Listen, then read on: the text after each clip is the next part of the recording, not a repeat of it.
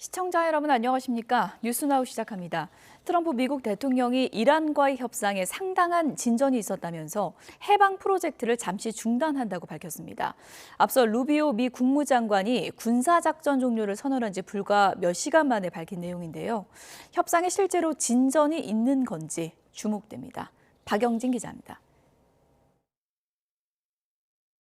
트럼프 대통령은 현지 시간 5일 SNS를 통해 호르무즈 해협에 발이 묶인 상선들의 탈출을 돕는 해방 프로젝트를 잠시 중단한다고 밝혔습니다. 이란과 최종 합의를 위한 큰 진전이 이루어졌기 때문이라고 설명했습니다. 또 파키스탄 등 주변 국가들의 요청과 미국이 거둔 엄청난 군사적 성과 등도 고려됐다고 말했습니다. 이란의 자금줄을 차단하는 해상 봉쇄 조치는 유지하겠다고 밝혔는데 남은 협상 과정에서 이란에 대한 압박을 이어가려는 의도로 풀이됩니다. As you know, the blockade's been amazing. It's like a piece of steel. Nobody's going to challenge the blockade. And I think it's working out very well. We're going to see. I can say this. Iran wants to make a deal. 트럼프 대통령의 해방 프로젝트 중단 선언은 이번에도 깜짝 발표였습니다. 트럼프 대통령의 발표 불과 몇 시간 전 루비오 미 국무장관은 장대한 분노 군사작전은 끝났다며 해방 프로젝트로의 전환을 선언했습니다. The operation Epic Fury is concluded. We achieved the objectives of that operation. I'm not going to, we're not cheering for an additional situation to occur. We would prefer the path of peace. 다만 루비오 장관 역시 해방 프로젝트는 공격이 아닌 방어적 성격이라는 데 방점을 찍었습니다. 그러면서 미국은 선의로 해협에 갇힌 다른 나라의 선박 구출에 나선 것이라고 강조했습니다. 루비오 장관은 그러나 호르무즈 봉쇄가 세계 경제에 타격을 주고 장기적으로는 미국 경제에도 영향을 준다는 점도 시인했습니다. 트럼프 대통령의 기존 주장과 달리 호르무즈 해협에 얽힌 미국의 전략적 이익을 인정한 셈입니다. 양측의 무력 행사로 호르무즈 긴장을 한껏 고조시켰던 해방 프로젝트가 이틀 만에 중단되면서 이란과의 협상이 물밑에서 진전이 있는 것 아니냐는 관측이 나옵니다. 하지만 일각에선 트럼프가 이란을 향한 군사적 압박 수위를 조절하며 또 한 번 최종 합의를 향한 승부수를 던졌다는 분석도 나옵니다. YTN 박영진입니다. 이란이 호르무즈 해협을 통과하려면 사전 허가를 받으라는 새로운 규제를 도입했다고 이란 국영방송이 보도했습니다. 미국의 해방작전 시도에 대해서 맞대응에 나선 것으로 보입니다. 이경아 기자입니다. 이란 국영 프레스TV가 보도한 호르무즈 해협의 새로운 해상 규제는 사전 통행 허가제가 핵심입니다. 호르무즈 해협을 지나려는 모든 선박은 미리 이란 측 공식 이메일을 통해 통행 규정 등을 안내받게 됩니다. 이 규정에 따라 운항 방식을 조정해야 하고 사전에 통행 허가를 받아야만 지나갈 수 있다는 겁니다. 이런 조치는 국제사회에서 공해처럼 인식되어 온 호르무즈 해협에 대해 이란이 공식적인 통제권을 행사하겠다는 선언으로 풀이됩니다. 이란 혁명수비대도 지정한 항로를 벗어나면 단호한 조치에 직면할 것이라고 경고했습니다. 그러면서 미국 군대가 해상 질서와 안보를 교란하는 위험한 행동을 했다고 비난했습니다. But both for shipping companies and for insurance companies, they still have to wait and see how this plays out. Iran has made it very clear that they do still intend to carry out attacks against shipping if those ships aren't coordinating their travels, with the Iranian authorities directly. 이란 의회는 호르무즈 통제권을 법으로 규정하기 위해 속도를 내고 있습니다. 새 법안에는 미국과 이스라엘 관련 선박은 해협을 영구히 지날 수 없다는 내용과 통행료 징수 등이 담긴 것으로 알려졌습니다. 호르무즈 통제권에 대한 이란의 완강한 입장에 유엔은 대이란 제재 결의안 논의를 시작할 예정이라고 로이터 통신이 보도했습니다. 이 결의안에는 이란이 선박에 대한 공격을 중단하지 않을 경우 무력 사용을 승인하는 내용이 담길 수 있다고 서방 외교관들은 전했습니다. Obviously, we want to see this international waterway opened safely and a restoration of the freedom of navigation that is so critical to the world. 해협을 둘러싼 갈등이 길어지면서 이라크는 육로를 통해 원유를 수출하기 시작했습니다.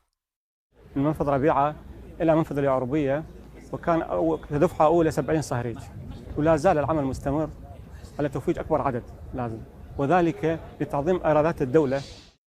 극적인 합의냐, 전면 충돌이냐, 한치 앞을 예측하기 어려운 상황 속에 호르무즈 해협의 긴장은 최고조에 이르고 있습니다. YTN 이경아입니다. 네, 해방작전 중단 발표가 나오기 하루 전날 호르무즈 해협은 비교적 고요했습니다. 이란의 아라그치 외무장관은 트럼프 대통령보다 한 발 먼저 중국을 찾아서 외교전에 집중했습니다. 오만 무스카트에서 신호특파원입니다. 호르무즈 해협에 접해 있는 오만 무산담주 부카 지역이 현지 시간 4일 공격을 받았습니다.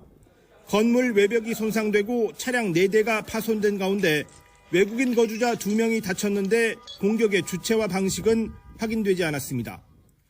미국의 호르무즈 해방작전 이틀째 되는 날 새벽 오만만에 인접한 이란 남부 디르 항구의 선착장에서 상선 4척의 화재가 발생했습니다. 이란 반관영 메흐르 통신은 불이 4시간 만에 꺼졌고 인명피해는 없었다는 내용만 전하고 외부의 공격이 있었는지는 언급하지 않았습니다. 이란의 공격을 받은 아랍에미리트는 공격에 대응할 권리가 있다고 경고했습니다. 국제사회가 이란의 공습을 일제히 비판한 가운데 이란 정부는 공식 입장을 내지 않았습니다. 이란군 관계자가 국영방송에 푸자이라 항구의 석유시설을 공격할 사전 계획은 없었다. 미국이 모험을 벌인 결과라고만 해명했습니다. 이란군은 호르무즈 해협의 통제 구역을 넓히면서 강경 대응 방침을 분명히 했습니다. یعنی اینکه در این منطقه هر کشتی که میخواد رد بشه ترددی داشته باشه باید با اجازه نیروهای مسلح جمهوری اسلامی این کار انجام بده تا از امنیت برخوردار باشه. 미 중부 사령부는 항공모함 부시함을 포함해 미군 전략 자산들이 호르무즈 해협 해방 작전을 지원하고 있다고 홍보했지만 이날 군사적 움직임은 공개하지 않았습니다. 종전회담을 이끌고 있는 갈리바프 이란 의회 의장은 현상 유지를 미국이 견디기 어렵다는 것을 잘 알고 있다면서 이란은 아직 시작도 하지 않았다고 경고했습니다. 아바스 아라그치 이란 외무장관은 중국 방문길에 올랐습니다. 베이징에서 왕이 중국 외교부장을 만나 호르무즈 해협 봉쇄 해제 문제를 포함해 이란 전쟁의 해법을 논의할 것으로 보입니다.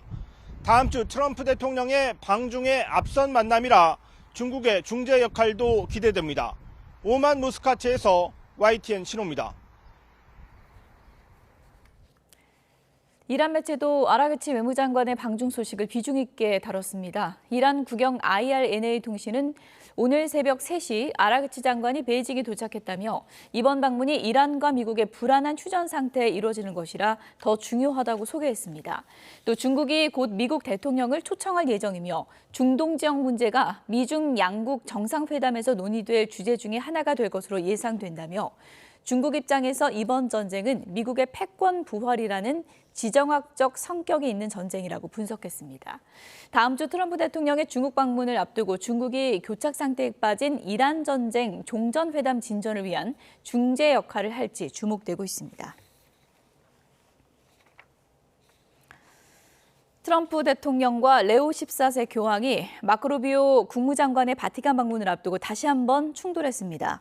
트럼프 대통령은 라디오 인터뷰에서 교황이 이란의 핵무기 보유를 용인하며 많은 이들을 위험에 빠뜨리고 있다고 주장했습니다. 이에 대해서 레오 14세 교황은 취재진을 만나 가톨릭 교회는 수년간 핵무기에 반대해왔다며 트럼프 대통령의 주장을 정면으로 반박했습니다.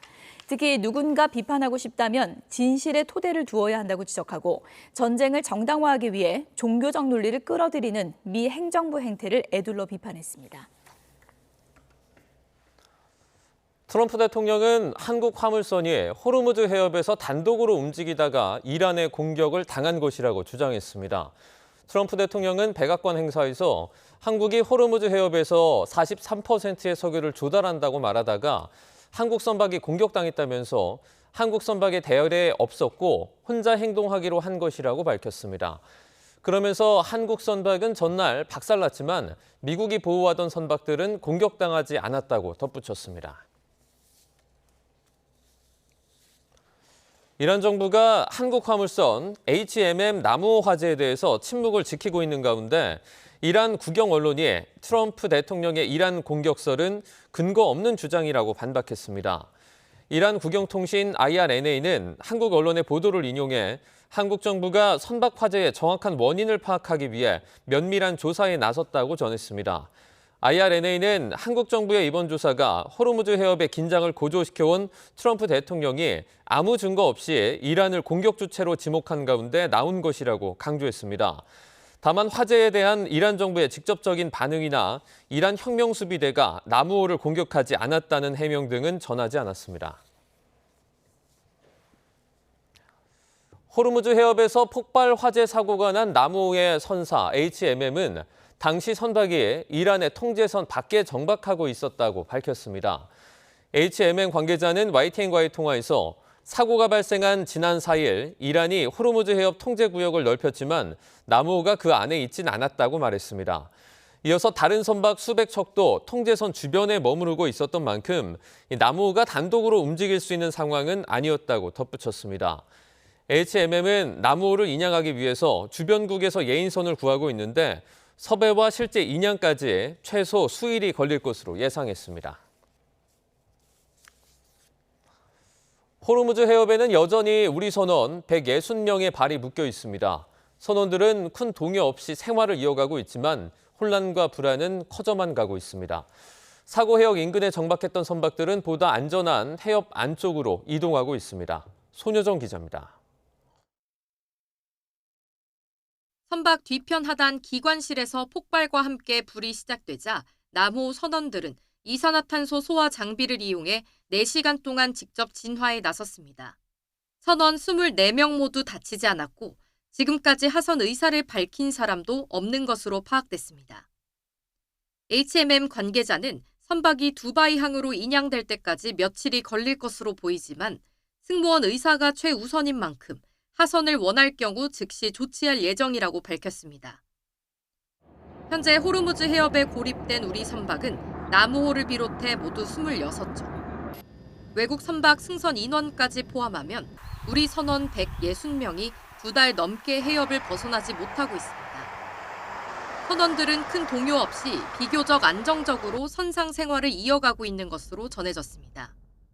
다만 해협 통과를 기다렸다가 회항하는 상황이 반복되며 피로가 쌓인 데다 전쟁 이후 처음으로 우리 선박 사고 소식까지 전해지면서 불안감은 커지고 있습니다. 새로운 국면이 또 하나 생긴 거죠. 선원들은 이제 계속 반복되는 상황 속에서도 힘든데 특히 더 이제 혼란스럽고 힘들죠.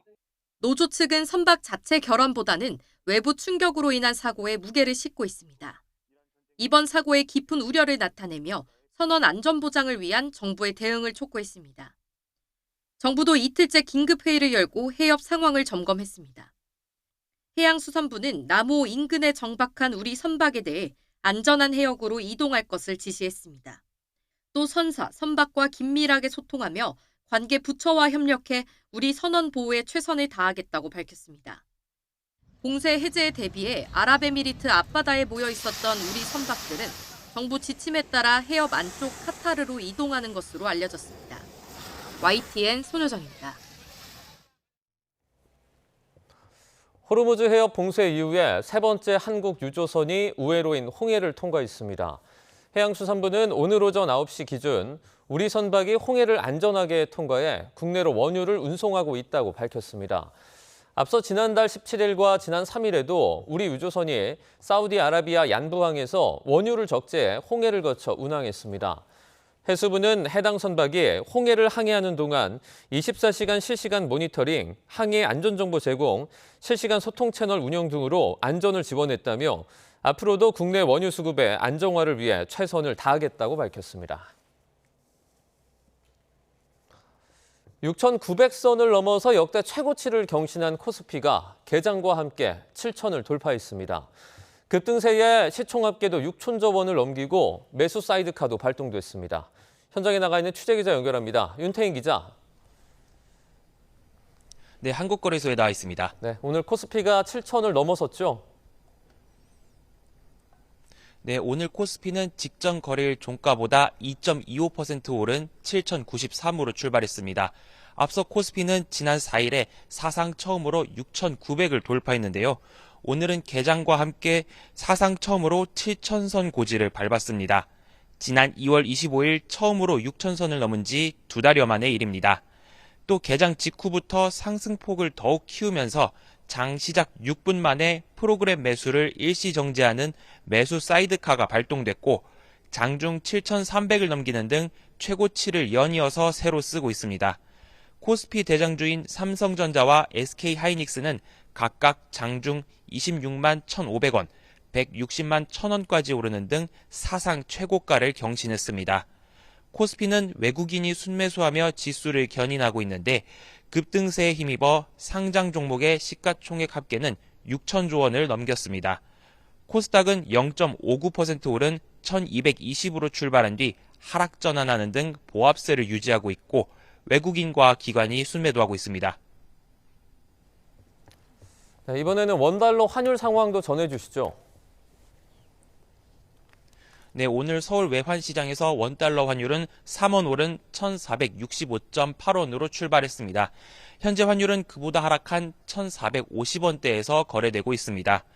이런 가운데 국제유가도 하락세를 보이는데 브렌트유 선물 종가가 배럴당 107달러 선, 미국 서부 텍사스산 원유 선물 종가가 배럴당 100달러 선에서 거래되는 등 둘 다 직전 종가보다 1.6%가량 내려갔습니다. 또 주요 6개국 통화 비교할 때 달러의 가치를 나타내는 달러 인덱스 또한 98.26으로 약세를 기록하고 있습니다. 이에 대해 호르무즈 해협에서 미국과 이란 양측이 모두 협상이 진전되고 있고 휴전이 유효하다며 상호 공습 재개 가능성을 극구 부인한 데다가 미국 기술주의 상승세로 국내 증시도 반도체를 중심으로 외국인 자금이 유입되면서 원화 강세 분위기가 조성됐다는 분석이 나옵니다. 지금까지 한국거래소에서 YTN 윤태인입니다.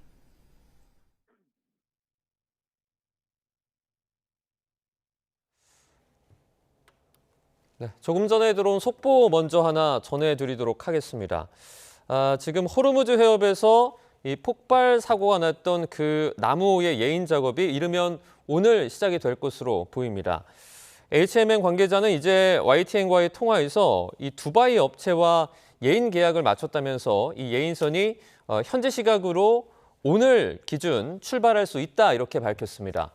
선사 측은 나무호가 예인 작업을 거쳐서 두바이 향에 도착을 하는데 최소 하루 이상 걸릴 것으로 내다보고 있는데요. 앞서서 나무호는 지난 4일에 기관실에서 폭발과 함께 발생한 화재로 운항이 불가능한 상태로 두바이 항의 예인이 돼서 구체적인 사고 원인 조사가 이루어질 예정입니다. 다시 한번 전해드리겠습니다. 호르무즈 해협에서 폭발 사고가 발생을 했었죠. 이 나무호의 예인 작업이 이르면 오늘 시작될 것으로 보입니다. 자세한 내용은 저희가 들어오는 대로 다시 한번 전해드리겠습니다. 네, 지난달 소비자 물가가 1년 9개월 만에 가장 큰 폭으로 올랐습니다. 특히 석유류 가격이 급등하면서 물가 상승을 이끌었습니다. 취재기자 연결해서 알아보겠습니다. 김태민 기자 전해주시죠. 네, 지난달 소비자 물가지수는 119.37로 1년 전 같은 달과 비교해 2.6% 올랐습니다. 2024년 7월 이후 21개월 만에 가장 높은 상승폭으로 이란 전쟁 여파에 따른 국제 유가 상승이 물가에 본격적으로 반영된 결과로 분석됩니다. 정부의 브리핑 내용 우선 함께 들어보겠습니다.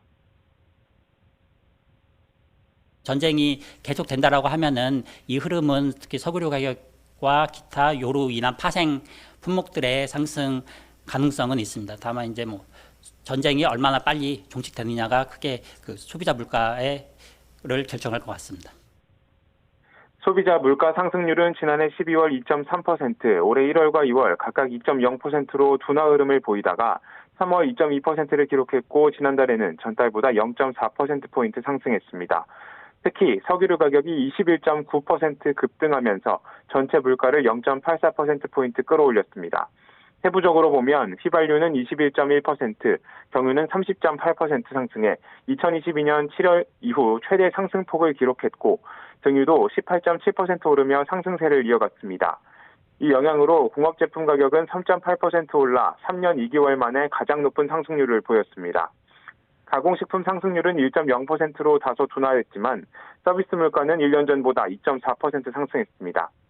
국제항공료는 유류할증료 인상 영향으로 15.9%, 해외 단체 여행비는 11.5% 상승했습니다.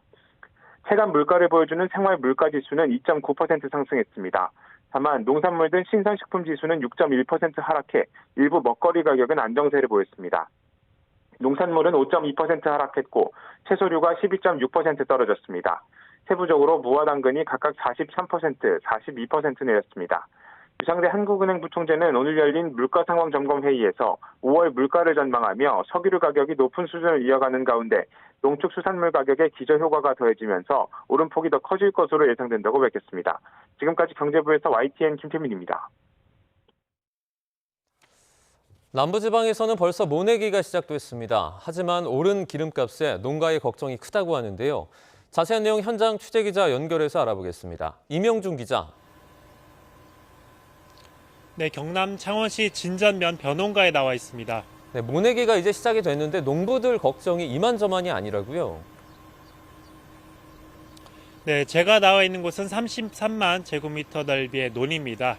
축구장 45개와 맞먹는 규모인데요. 지금 이곳에서 모내기가 한창입니다. 하지만 농부의 표정은 마냥 밝지만은 않은데요. 모를 내는 데 쓰는 기계인 이항기나 트랙터 등 농번기 농촌의 필수 장비에 들어가는 유류비 부담이 커졌기 때문입니다. 이란 전쟁 여파로 기름값이 오른 건데요. 오늘 면세경유 평균 가격은 리터당 1,507원 정도입니다. 전쟁 직전인 2월 말과 비교해 34%, 지난해 같은 날과 비교하면 37%가량 뛰었습니다. 지역별로 차이는 조금씩 있지만 다음 달 중순 무렵까지 전국 각지에서 모내기가 이뤄질 텐데요. 농기계를 운용할 수밖에 없는 농가 입장에선 울며 겨자 먹기로 기름을 넣을 수밖에 없는 상황입니다. 이에 정부는 농가의 유류비 부담을 덜기 위해 추가 경정 예산에 농업용 면세유 유가연동 보조금 623억 원을 반영했는데요. 경유는 리터당 138.4원, 등유는 리터당 143.9원 등 금액 한도가 있어 농가의 생산비 부담은 여전할 전망입니다. 지금까지 경남 창원 모내기 현장에서 YTN 이명준입니다.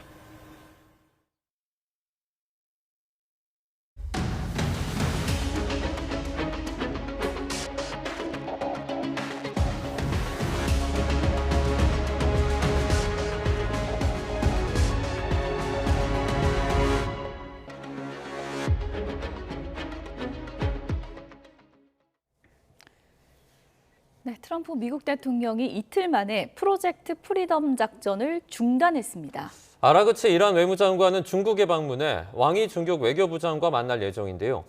이용종 한국국가전략연구원 센터장, 두진호 전 국방연구원 국제전략실장과 이야기 나눠보겠습니다. 어서 오세요. 어서 오세요. 네, 안녕하십니까. 이용종 센터장님, 네. 이 나름 프로젝트인데 네. 프로젝트 프리덤 이틀 만에 중단을 선언했거든요. 네. 어떤 배경이라고 보세요? 뭐가 좀 성과가 없었습니다. 네. 그동안 뭐 이틀 동안 작전을 했는데 네. 배가 뭐 한 7척 정도 나왔는데 이게 사실 이 작전 있기 전에도 하루에 2~3척씩은 빠져나왔지 않습니까? 자력 탈출 형식으로.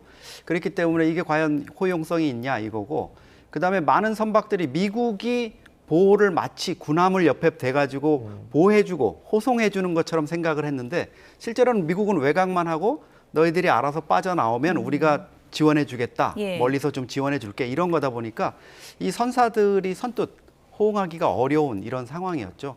그러다 보니까 아마 미국 측에서도 이 작전의 효용성이라든가 또 이란의 반발 이런 것들을 종합적으로 고려했고, 무엇보다도 파키스탄 쪽에서 새로운 메시지, 뭐 중재와 관련해가지고 이란 쪽에서 좀 만나자는 사인이라든가 이런 것들이 이제 오게 된 거죠. 그러면서 트럼프가 이거 좀 중단하겠다 이렇게 나온 것 같습니다. 미국의 이번에 그 프로젝트 프리덤 때문에 네.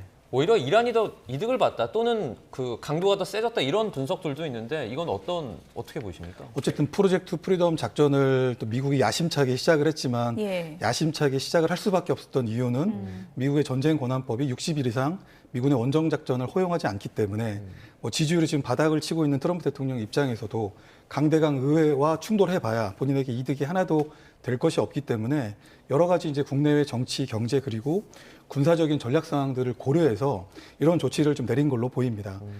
조금 전에 이 센터장께서 말씀하신 대로 뭐 과거와 딱히 다르지 않게 많은 선사들이 어떤 미군의 호의를 받으면서 안전하게 통과했다고 볼 만한 충분한 성과는 없습니다. 그런 측면에서 볼 때 이란이 상대적인 이익, 반사 이익을 더 얻는 것이 아닌가라고 생각할 수도 있겠는데요. 그런 부분에서 적지 않은 이란의 나름대로 실익도 있다고 판단합니다. 다만 트럼프 대통령이 이 작전을 수행할 수밖에 없었던 이유는 뭐 근본적으로 전쟁 권한법을 우회하기 위한 그런 부분도 있지만 사실 이 작전을 통해서 국내 정치의 안정 또 크게는 미국의 이 내부적인 경제 안정 효과에도 일정한 효과를 낼 수가 있고요. 또 한 가지는 어제 마크 루비오 국무장관이 어제 미국 현지 시간으로 야간에 이제 브리핑을 했는데 미국의 희생을 통해서 미국의 호의를 통해서 87개국 소속 2만 8천 명 정도가 일종의 해방이 됐다라고 이렇게 생색을 낸 겁니다. 그 얘기는 앞으로 이 작전이 미국 단독만으로 하는 작전이 아니고 87개국 중에서 미국의 핵심 동맹과 유사 입장국이 반드시 참여해야 될 작전임을 사실상 시사를 했기 때문에 그런 부분에서 프리덤이라고 하는 자유연대를 제시함으로써 이란이라고 하는 반자유연대에 대한 어떤 그런 미국식 고유의 인권과 민주주의 가치 이런 것들에 대한 서사를 만들기 위해서 그럼으로써 내부의 어떤 결집을 유도하게 하는 그런 측면도 있기 때문에 일정 부분 미국에도 긍정적인 영향이 있다 이렇게 평가합니다. 이름은 참 거창했는데 이틀 만에 이걸 중단한다고 하니까 다소 황당한 그런 상황이 됐는데 그 프로젝트 프리덤이라는 게 어떤 건지 좀 지도를 보면서 설명을 해주시면 좋겠는데 항로를 좀 오만 쪽으로 밑으로 내린 그런 항로인 거죠? 네, 그러니까 일단은 뭐 항로도 중요합니다. 항로도 중요하고 사실 보면은 왼쪽에 이제 큰 섬 무슨 그 상어나 물고기 같은 게 저게 이제 그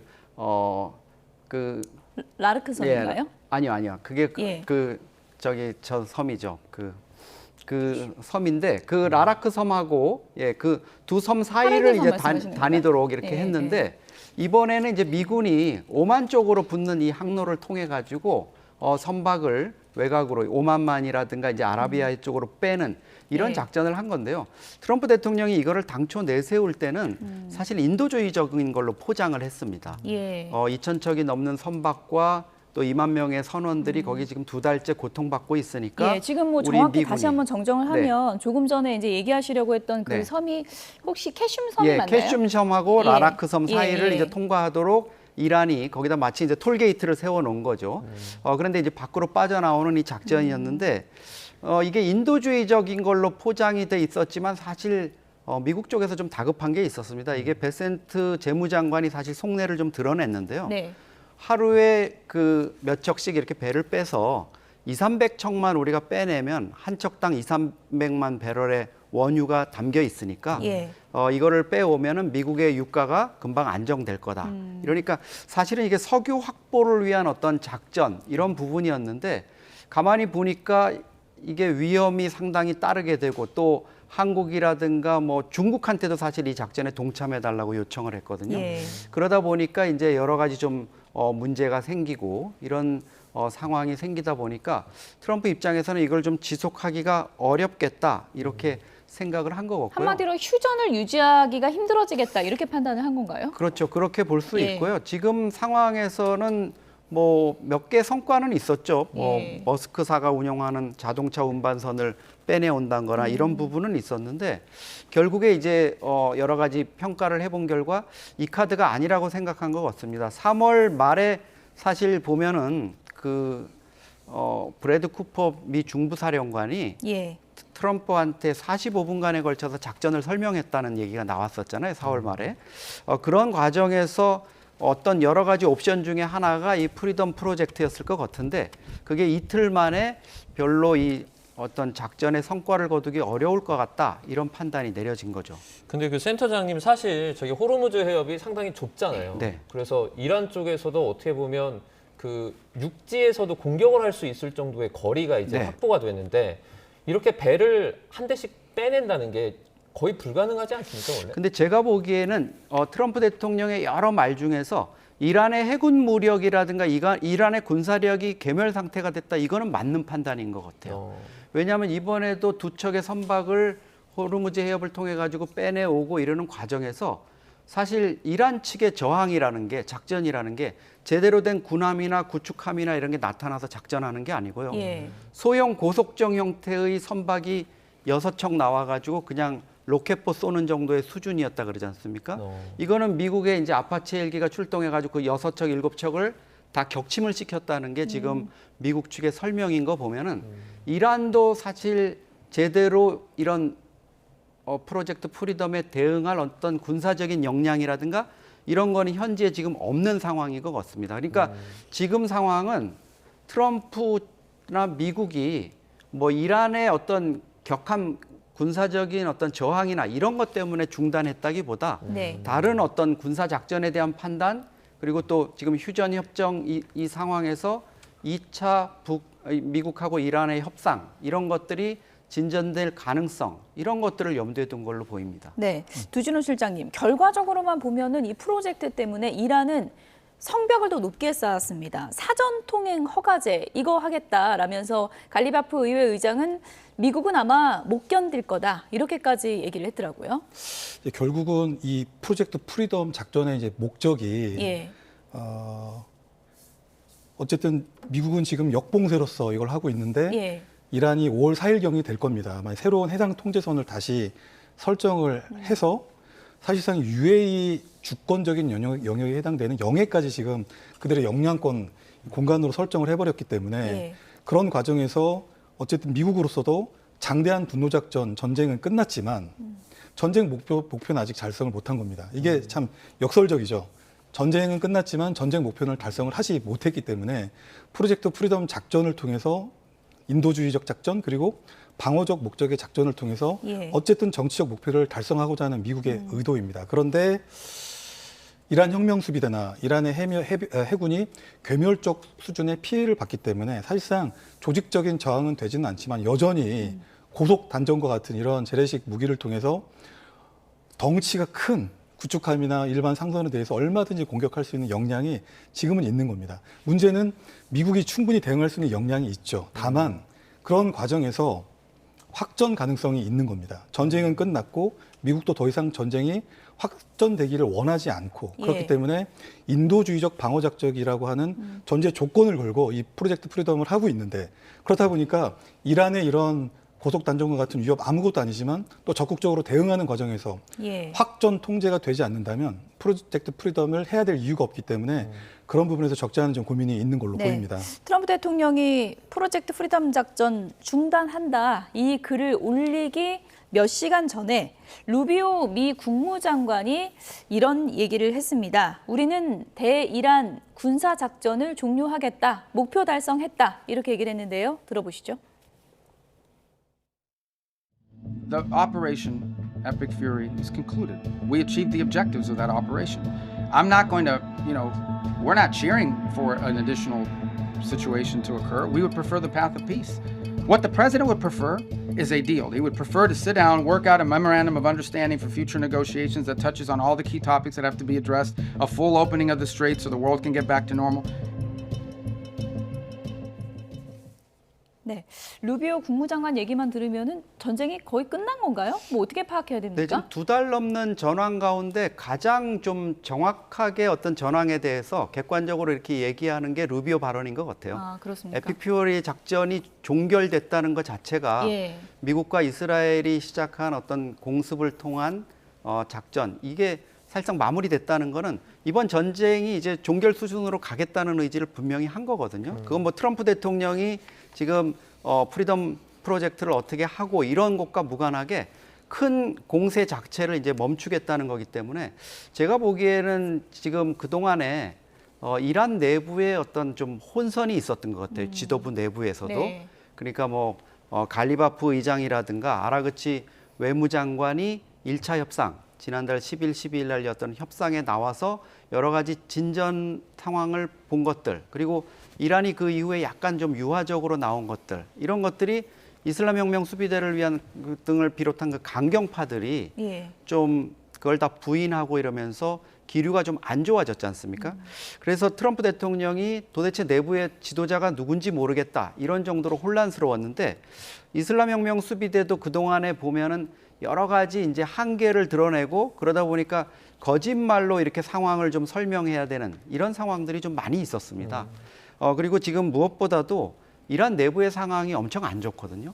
저항 경제라 그래서 대이란 제재에 맞서는 어떤 경제를 운영해 왔는데 저희가 돌이켜보면 12월 말에 이란 국민들이 경제난이나 이런 것 때문에 사실 하메네이 정권에 대해서 반기를 들고 민주화 시위에 나섰었잖아요. 그게 네네. 경제적인 이유였거든요. 예. 그런 것들을 이제 무참하게 이렇게 뭐 3만 명 사망설이 나올 정도로 진압을 하는 과정에 하메네이가 숨졌고요. 그럼에도 불구하고 지금 뭐 실업자가 한 200만 명 되고 달러 환율이 56분의 1로 지금 떨어졌다는 얘기 아닙니까? 그러면 이제 주민들의 불만도 상당하기 때문에 이란으로서도 이즈음해서 뭔가 좀 탈출구를 마련해야 되겠다 이런 상황이기 때문에 트럼프의 에픽 퓨어리뿐만 아니라 지금 프리덤 프로젝트도 지금 트럼프가 패배했기 때문에 저렇게 끝내는 거다. 이렇게 이란 쪽에서는 명분을 내세우면서 2차 협상 분위기로 지금 가지 않을까 이렇게 전망이 됩니다. 지금 이런 상황에서 아라그치 이란 외무장관이 이제 중국 방문해서 왕이 외교부장을 이제 만날 예정이다라는 말이 이제 전해지고 있는데 만나서 구체적으로 좀 이번 전쟁을 위해서 어떤 얘기 나눌 수 있을까요? 재미있는 거는 아락치 외무장관이 러시아를 가서는 푸틴 대통령을 만났고요. 네.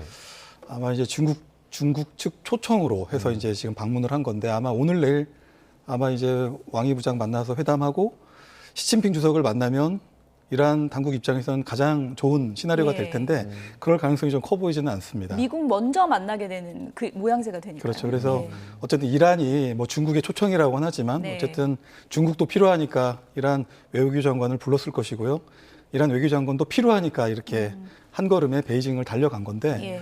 어쨌든 중요한 건 이란이 지금 14개의 새로운 종전 요구안을 제시를 했습니다. 근데 중요한 건 그 14개의 종전 요구안 중에 가장 중요한 핵, 농축, 우라늄 관련된 부분은 빠져 있습니다. 네. 돌이켜보면 과거에 오바마 행정부 시절 때 체결됐던 이란 핵 합의 관련됐을 때는 여러 국가들이 이란과 미국을 같이 중재해가지고 이 합의에 이르렀는데 그때 이란 편에 누가 있었냐면 중국과 러시아가 있었다는 것이죠. 그래서 비단 중동 전쟁을 뭐 잠시 잠깐이라도 혹은 영구적으로 끝내기 위해서 중국의 건설적인 역할을 견인하기 위한 목적도 있고 또 그런 것을 하기 위해서 중국이 이란 당국자를 초청한 이유도 있겠지만 결국은 이 협상판이 앞으로 길어질 것이 분명하기 때문에 이란 입장에서는 최소한 농축 우라늄과 관련된 부분에서 과거에 그러했던 것처럼 중국과 러시아의 건설적인 역할을 좀 이렇게 지지를 요청하고 앞으로 이란 편에 서기를 바라는 그런 것들을 흡수하기 위해서 이렇게 찾아갔다고 보는 게 타당할 것 같습니다. 1차 협상 때도 중국 역할이 배후에 있었다고 했잖아요. 이번에도 좀 시진핑 주석이 역할을 좀 할까요? 그렇죠. 뭐 그 미중 정상회담의 기본 의제야 관세 문제라든가 대만 문제라든가 다른 여러 가지 의제가 있겠지만 네. 이게 현안으로 이제 이란 문제가 떠올랐지 않습니까? 그러면 두 정상 사이에 어차피 논의가 될 텐데 기본적으로 가장 중요한 거는 중국이 이란산 원유의 90%를 수입한다는 그 점이겠죠. 그런 점을 트럼프 대통령 입장에서는 좀 압박을 해가지고 뭔가 변화를 일으켜야 되지 않느냐. 미국 쪽에 너희들이 좀 서대야 되는 거 아니냐. 이런 원유 수급 문제라든가 이런 것들을 강조할 거 없고요. 예. 또 하나는 중국의 그 소위 말하는 티팟 정유라는 그 소규모 정유사들이 중국이 수입해가는 원유의 한 25% 정도를 정유하고 있거든요. 산둥성 일대에 있는. 그런 거에 대한 어떤 제재 가능성 이런 것들을 내붙이면서 시진핑 주석한테 이러면 곤란하지 않느냐 이런 식으로 좀 압박을 할 것 같습니다. 그런데 물론 시진핑 주석 입장에서는 그런 뭐 제재 문제라든가 이런 거보다 좀 중재 역할을 하고 싶어 하는 것 같아요. 이란과 미국 사이에 본인이 중재를 해서 이게 원만히 끝나는 좀 어른스러운 모습 이런 것들을 글로벌 리더로서의 모습을 보여주려는 것 같은데 트럼프 대통령의 어떤 압박 이런 것들이 사실 시진핑한테 먹힐 가능성은 그렇게 높지는 않습니다. 아라그치 장관이 중국 방문 마치고 와서 만약에 2차 협상 날짜 잡히면 시진핑 주석의 존재감도 좀 올라가는 거잖아요.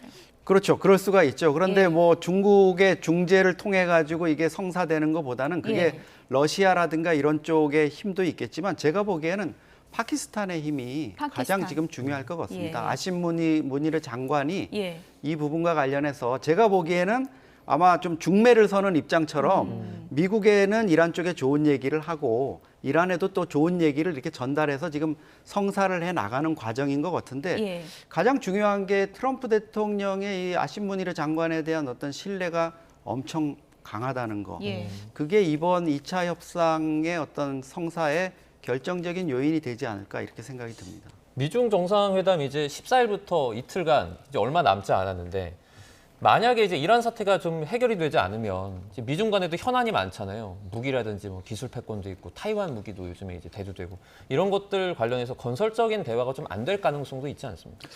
그러니까 이제 작년 경주 에이펙 당시에 미중 정상이 정말 오랜만에 대좌를 했습니다. 대좌를 하고 그런데 그때 대만 해협 유사시를 포함한 민감한 현안들은 또 피해가고 일종의 이제 미중 간에 지금까지 벌여왔던 여러 가지 갈등과 이런 경쟁을 좀 휴전 기간을 늘려가는 그런 모습으로 마무리가 됐었고 그러고 나서 이제 5월 다음 주면 베이징에서 다시 정상들이 만나는 건데요. 그 기간 동안에 중동 전쟁이라고 하는 새로운 변수가 이렇게 생긴 겁니다. 근데 그 변수가 너무 큰 거죠. 그렇다 보니까 미중 양자 간의 현안도 굉장히 중요한데 중동 전쟁을 어떻게 끝낼 것인가에 대한 또 미국의 기대, 또 중국의 글로벌 리더로서의 어떤 역할 이런 부분들 때문에 정작 중요한 미중 간의 현안들, 특히 뭐 무역이라든지 뭐 반도체 수출 관련된 문제들, 대두를 다시 중국산 대두를 미국이 수입하느냐 이런 문제들이 좀 가려질 가능성도 여전히 배제를 못하는 상황이 되지 않을까 조심스럽게 전망을 해봅니다. 네. 제가 사실 이게 출연 들어가기 전에 이게 도대체 무슨 상황인지 모르겠다 했더니 이제 두 분 다 저희도 모르겠다 뭐 이렇게 답변도 하시긴 했는데 트럼프 미국 대통령의 속내를 진짜 아무도 모르는 것 같습니다. 지금 오늘 나온 그 뉴스들만 보면 어떻습니까? 셀프 종전이라고 할까요? 그 시나리오 쪽에 지금 힘이 실리는 겁니까? 그렇죠. 처음에 이제 개전 초기에 좀 종전 가능성 이런 것들이 나올 때 이게 여의치가 않다 보면 아마 양측이 서로 각자 승리했다고 선언하고 이렇게 돌아설 거다, 전쟁에서 빠질 거다 이런. 그럴 거면 2차 협상도 필요 없는 그렇죠. 거죠? 그런 좀 낙관적인 얘기가 있었는데 1차 협상을 하는 와중에 사실 이란도 그렇지만 미국의 입장도 강해졌습니다. 특히 핵 문제와 관련해 가지고 트럼프 대통령이 당초에 핵에서 경제 문제, 석유 패권 쪽으로 중심이 옮겨지고 호르무즈 해협을 놓고 핫하게 싸우다가 나중에 결국은 다시 핵으로 돌아가는 이런 상황이었지 않습니까? 그래서 지금은 제가 보기에는 뭐 이런 어떤 2차 협상을 하긴 하는데 그 과정에서 그냥 서로 일방적으로 선언을 하고 빠진다 이런 거는 지금은 조금 초기와는 상황이 좀 달라졌을 것 같습니다. 양쪽이 패를 지금 보일 대로 다 보인 상태고요. 또 물론 9개의 미국 측의 제안에 대해서 14개 항이라는 오히려 더 혹을 붙여서 가져온 이런 상황이기 때문에 양측이 어떤 접점을 찾기가 쉽지 않은 국면이 있겠지만 협상 테이블에 앉으면 서로 현실적인 차원에서 어떤 좀 핵심 의제들만 남긴 그런 상황에서 협상을 통해 가지고 합의를 제가 도출할 가능성도 있을 걸로 보입니다. 트럼프 대통령이 프로젝트 프리덤 중단 발표하기 직전에 그러니까 우리나라, 한국도 이 프로젝트에 참여해야 한다 이렇게 말했거든요. 그렇게 말하자마자 이제 중단을 해버렸는데 우리나라 입장에서는 대체 어떤 좀 방법을 좀 따라야 될까요? 왔다 갔다 하는 부분이 많이 보이는 것 같아요. 트럼프 대통령은 두 가지를 강조한 것 같아요. 첫 번째는 남우가 이렇게 단독 개별적으로 움직이다가 피격을 당했다. 그것도 이란이 공격했다. 두 번째, 이쯤 되면 이제 한국도 다국적 연합 해상 작전, 호르무즈 개방을 위한 이 작전에 동참을 해야 되는 거 아니냐. 콕 집어서 얘기를 한 겁니다. 물론 한국만 콕 집은 건 아니고요. 일본이라든지 유럽이라든지 호주라든지 미국의 동맹 필요에 따라서 유사 입장국까지도 콕 집은 건데 미국의 입장은 이런 것 같습니다. 이제 전쟁은 끝났고 지금은 군사작전의 성격이 없지는 않으나 중요한 건 인도주의적 그리고 방어작전이고 호르무즈에 지금 갇혀있는 여타 선박들은 결국은 그들의 경제 이익에 부합하게끔 운용이 되는 거고 그런 섬적들을 미국의 희생을 통해서 지금 보호하고 있기 때문에 이제는 전쟁이 끝났기 때문에 한국을 포함한 동맹국들이 와서 호르무즈 해협의 개방 상태를 유지하기를 바란다. 이렇게 일종의 청구서를 날린 겁니다. 그러면 이제 우리는 어떻게 할 것인가에 대한 문제인데요. 당장 이제 다음 주에 한미 국방당국 간의 협의체가 있습니다. 뭐 키드라고 하는데 통합국방협의체입니다. 뭐 통상 한미 간의 주요 현안들, 뭐 북한 관련된 것도 포함이 되고 이제 전시작 점검 전환과 관련된 검증, 평가를 포함한 다양한 의제들이 여기서 논의가 되는데 아마 올해 워싱턴에서 다음 주에 개최될 키드는 이 호르무즈 해협 정상화를 위한 한국의 기여 방안에 대해서 미국이 아마 집요하게 이렇게 좀 질문을 하고 압박을 하지 않을까 생각을 합니다. 아마 관련돼서 당국에서는 충분한 준비를 한 상태에서 미국 행에 오를 걸로 예상이 되는데 어쨌든 우리들 입장에서는 대한민국의 경제 안보와 관련된 측면에서 접근할 필요가 있겠고요. 미국이 요구하니까 가는 것보다는 그냥 우리의 이익이 무엇인지, 그리고 국제사회가 호르무즈 해협에 대한, 그리고 각 개별 국가에 대한 경제 안보를 어떻게 바라보는가에 대한 시선을 종합적으로 좀 보면서 네. 굉장히 어렵습니다.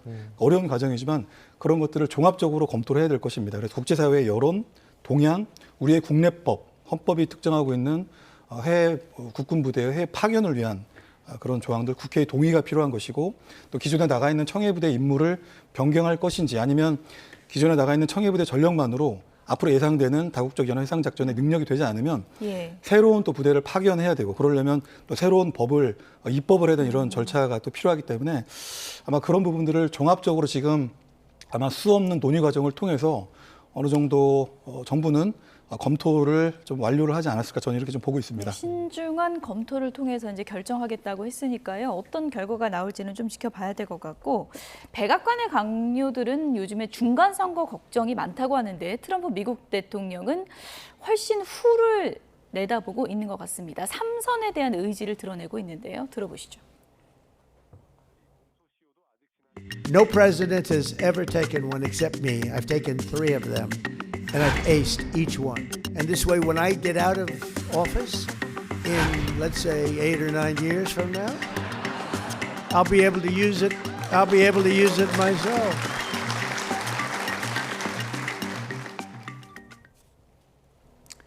네, 8년 후, 9년 후까지 내다보고 있는 트럼프 미국 대통령인데요. 네. 이거 법적으로는 불가능한 거죠? 안 되죠. 예. 헌법상 저게 금지가 돼 있는데 사실 많은 전문가들이 트럼프가 저에게 반드시 꺼낼 거다 하고 예측을 해왔습니다. 왜 안 놀랍진 꺼내나 않습니다. 했는데 2028년에 이제 뭐 어떤 법을 개정하는 수준은 아니겠지만 뭐 여러 가지 편법을 쓸 거라는 얘기는 나왔습니다. 한 번 쉬고 다시 출마하면 되지 않느냐 이런데 그렇게 해도 3선은 어렵게 돼 있다. 뭐 이런 조항들도 있고 여러 가지 얘기가 있었는데 그냥 하는 말이 아니라 모자도 팔고 있던데 저희 그렇죠. 그래픽도 이제 좀 보여주시죠. 뭐 굿즈를 예. 통해 가지고 예. 뭐 자기가 그동안 수익을 엄청나게 또 얻었지 않습니까? 예. 그렇게 해서 지금 지지세를 확산하는 것 같고 그러려면 이제 트럼프 입장에서 마음이 급하죠. 이 이란 전쟁도 좀 잘 마무리가 돼야 되고 우크라이나 전쟁도 본인이 24시간 안에 취임하면 중재하겠다 그랬는데 그것도 종결이 안 되고 또 북핵 문제, 북한 문제도 사실 해결해야 되고 이렇게 해서 연말에는 좀 노벨상도 타고 중간 선거도 좀 좋은 결과가 나오고 이래야 저런 얘기가 될 텐데 지금 마음이 좀 많이 급한 것 같습니다. 11월 중간 선거를 앞두고 의도적으로 이런 뭐 발언을 한다라는 분석도 있는데 이건 어떻게 보세요? 그걸 위해서 아마 프로젝트 프리덤을 하는 이유가 아닐까 생각을 합니다. 결국은 뭐 국제 사회에 대한 메시지도 있지만 결국 프로젝트 프리덤을 통해서 정말 성과를 달성하게 되면 우선적으로 미국의 국내 시장도 안정이 되고 그것이 이제 당장 7월 달에 또 중요한 행사가 있잖아요. 미국 건국 250주년 행사가 있기 때문에 이런 세계 질서를 여전히 이렇게 끌고 가는 그런 서사를 만들기 위해서라도 이런 프로젝트 프리덤이 필요한 것이고 또 7월 달에 그 중요한 행사를 잘 끝내면 트럼프 대통령이 탄핵 열차에 타지 않고 중간 선거에 대한 뭐 승리 가능성도 여전히 열려 있는 부분이 있기 때문에 아마 모든 가능성을 열어놓고 할 수 있는 정책 수단을 좀 다 고려하는 것이 아닌가 생각하는데요. 3선에 대한 부분은 너무 나간 것이 아닌가, 너무 과한 욕심이 아닌가 이렇게 생각을 하고 아마 저런 부분들은 시진핑 중국 주석이나 혹은 아마 푸틴 대통령의 그 장기 집권이 굉장히 부러웠던 것 같습니다. 네, 뭐 본인을 왕에다 비유하는 것도 굉장히 좋아하는데 어쨌든 뭐 반응이 어떻든 AI로 합성한 밈을 굉장히 좋아하는 것 같습니다. 스타워즈 데이에 맞춰서 이런 밈도 백악관이 공개를 했습니다. 보여주실까요? 네, 스타워즈 데이에 맞춰서 백악관에서 합성 이미지를 공개했습니다. 지금 보시는 것처럼 트럼프 미국 대통령 한 손에는 성족이고요. 허리 보실까요? 허리에는 이제 베이비 요다가 있습니다. 스타워즈 신작의 주인공 만달로리안으로 묘사한 AI 생성 이미지고요. 강함이 요구되는 은하에서 미국은 준비돼 있다. 이런 문구와 함께 포스와 함께 하길 이런 글귀도 썼습니다. 뭐 그냥 넣은 이미지는 아닌 것 같고 트럼프 미국 대통령이 본인 지지층에게 굉장히 강조하고 싶어하는 이미지 같아요. 그렇습니다. 원래 저게 5월 4일 이제 그 스타워즈의 날에는 역대 대통령들이 다 저런 밈을 올려서 좀 희화화하고 이렇게 재미있게 기쁨을 주는 이런 날이어야 되는데 예. 이번에는 비난이 많이 쏟아지고 있습니다. 갑옷이 엉망이다. 우리 예. 만달로니아를 망신시켰다. 뭐 이렇게. 근데 만달로니아가 이제 아주 이 강인한 전사의 이런 이미지이기 때문에 본인이 거기에 빙의해가지고 뭔가 자기의 그야말로 포스를 보여주려는 이런 생각이 있었던 것 같습니다. 네, 알겠습니다. 저희 중동 사태 관련해서 자세하게 이야기 나눠봤습니다. 이영종 한국국가전략연구원 센터장 그리고 두진호 전 국방연구원 국제전략실장과 함께했습니다. 오늘 고맙습니다. 고맙습니다. 감사합니다.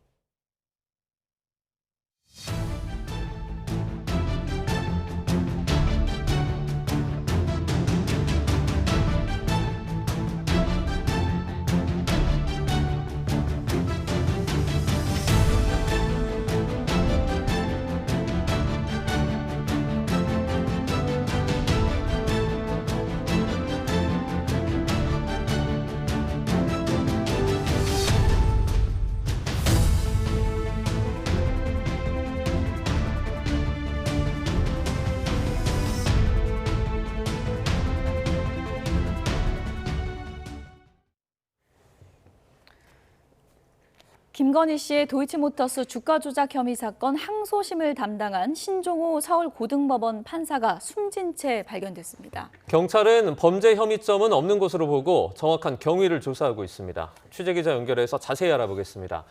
표종호 기자, 신종호 판사 어디에서 발견됐죠? 네, 신종호 부장판사는 오늘 새벽 1시쯤 서울고등법원 청사 화단에서 숨진 채 발견됐습니다.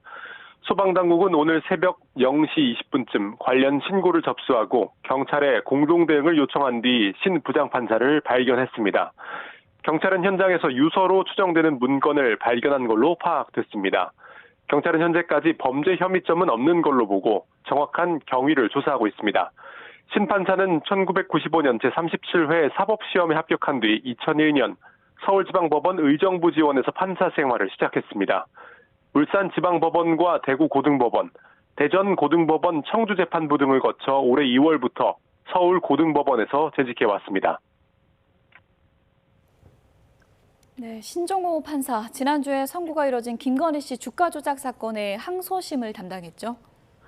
네, 지난달 28일 신종호 부장판사가 속했던 서울고등법원 형사 15부는 자본시장법 위반 등의 혐의를 받는 김건희 씨에 대한 항소심 선고 공판을 진행했습니다.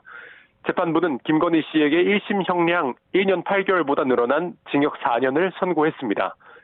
재판부는 김 씨의 도이치모터스 주가 조작 혐의에 대해 무죄로 본 1심과 달리 김 씨에게 공동정범 책임이 인정된다면서 일부 유죄로 판결했습니다. 블랙펄 인베스트먼트 측에 미래에셋 계좌를 넘겨주면서 시세 조정에 자금이 쓰일 걸 미필적으로나마 알았다고 판단했습니다. 수익의 40%를 지급을 약정한 것도 주목했습니다. 그러면서 원심 판단과는 달리 공소시효도 아직 지나지 않았다고 봤습니다. 재판부는 또 통일교 금품 수수와 관련한 알선 수재 혐의에 대해서 1심의 일부 유죄 판단을 뒤집고 전부 유죄로 판결했습니다. 1심에서 무죄로 본 802만 원짜리 샤넬백 수수 혐의에 대해 김 씨가 통일교 측의 묵시적 청탁을 인지했다고 보고 유죄로 인정했습니다. 지금까지 사회부에서 전해드렸습니다. 한덕수 전 국무총리의 내란 혐의 항소심 선고 공판이 내일 오전에 열립니다. 특검에서는 1심 선고 형량과 같은 징역 23년을 한 전 총리에게 구형한 상태인데 한 전 총리 측은 비상계엄 선포에 반대했다는 입장을 유지하고 있습니다. 현장에 취재기자 연결합니다. 신규혜 기자. 네, 서울고등법원입니다. 네, 내일 한덕수 전 총리 항소심 선고 공판 열리죠?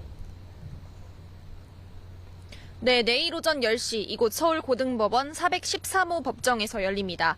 앞선 1심 선고 때처럼 생중계 방식으로 진행될 예정입니다. 한 전 총리의 혐의는 국무총리로서 윤석열 전 대통령의 계엄 선포를 저지하지 않은 것, 사후 계엄 선포문에 서명한 것, 탄핵 심판에 나와 위증한 것까지 크게 세 갈래입니다.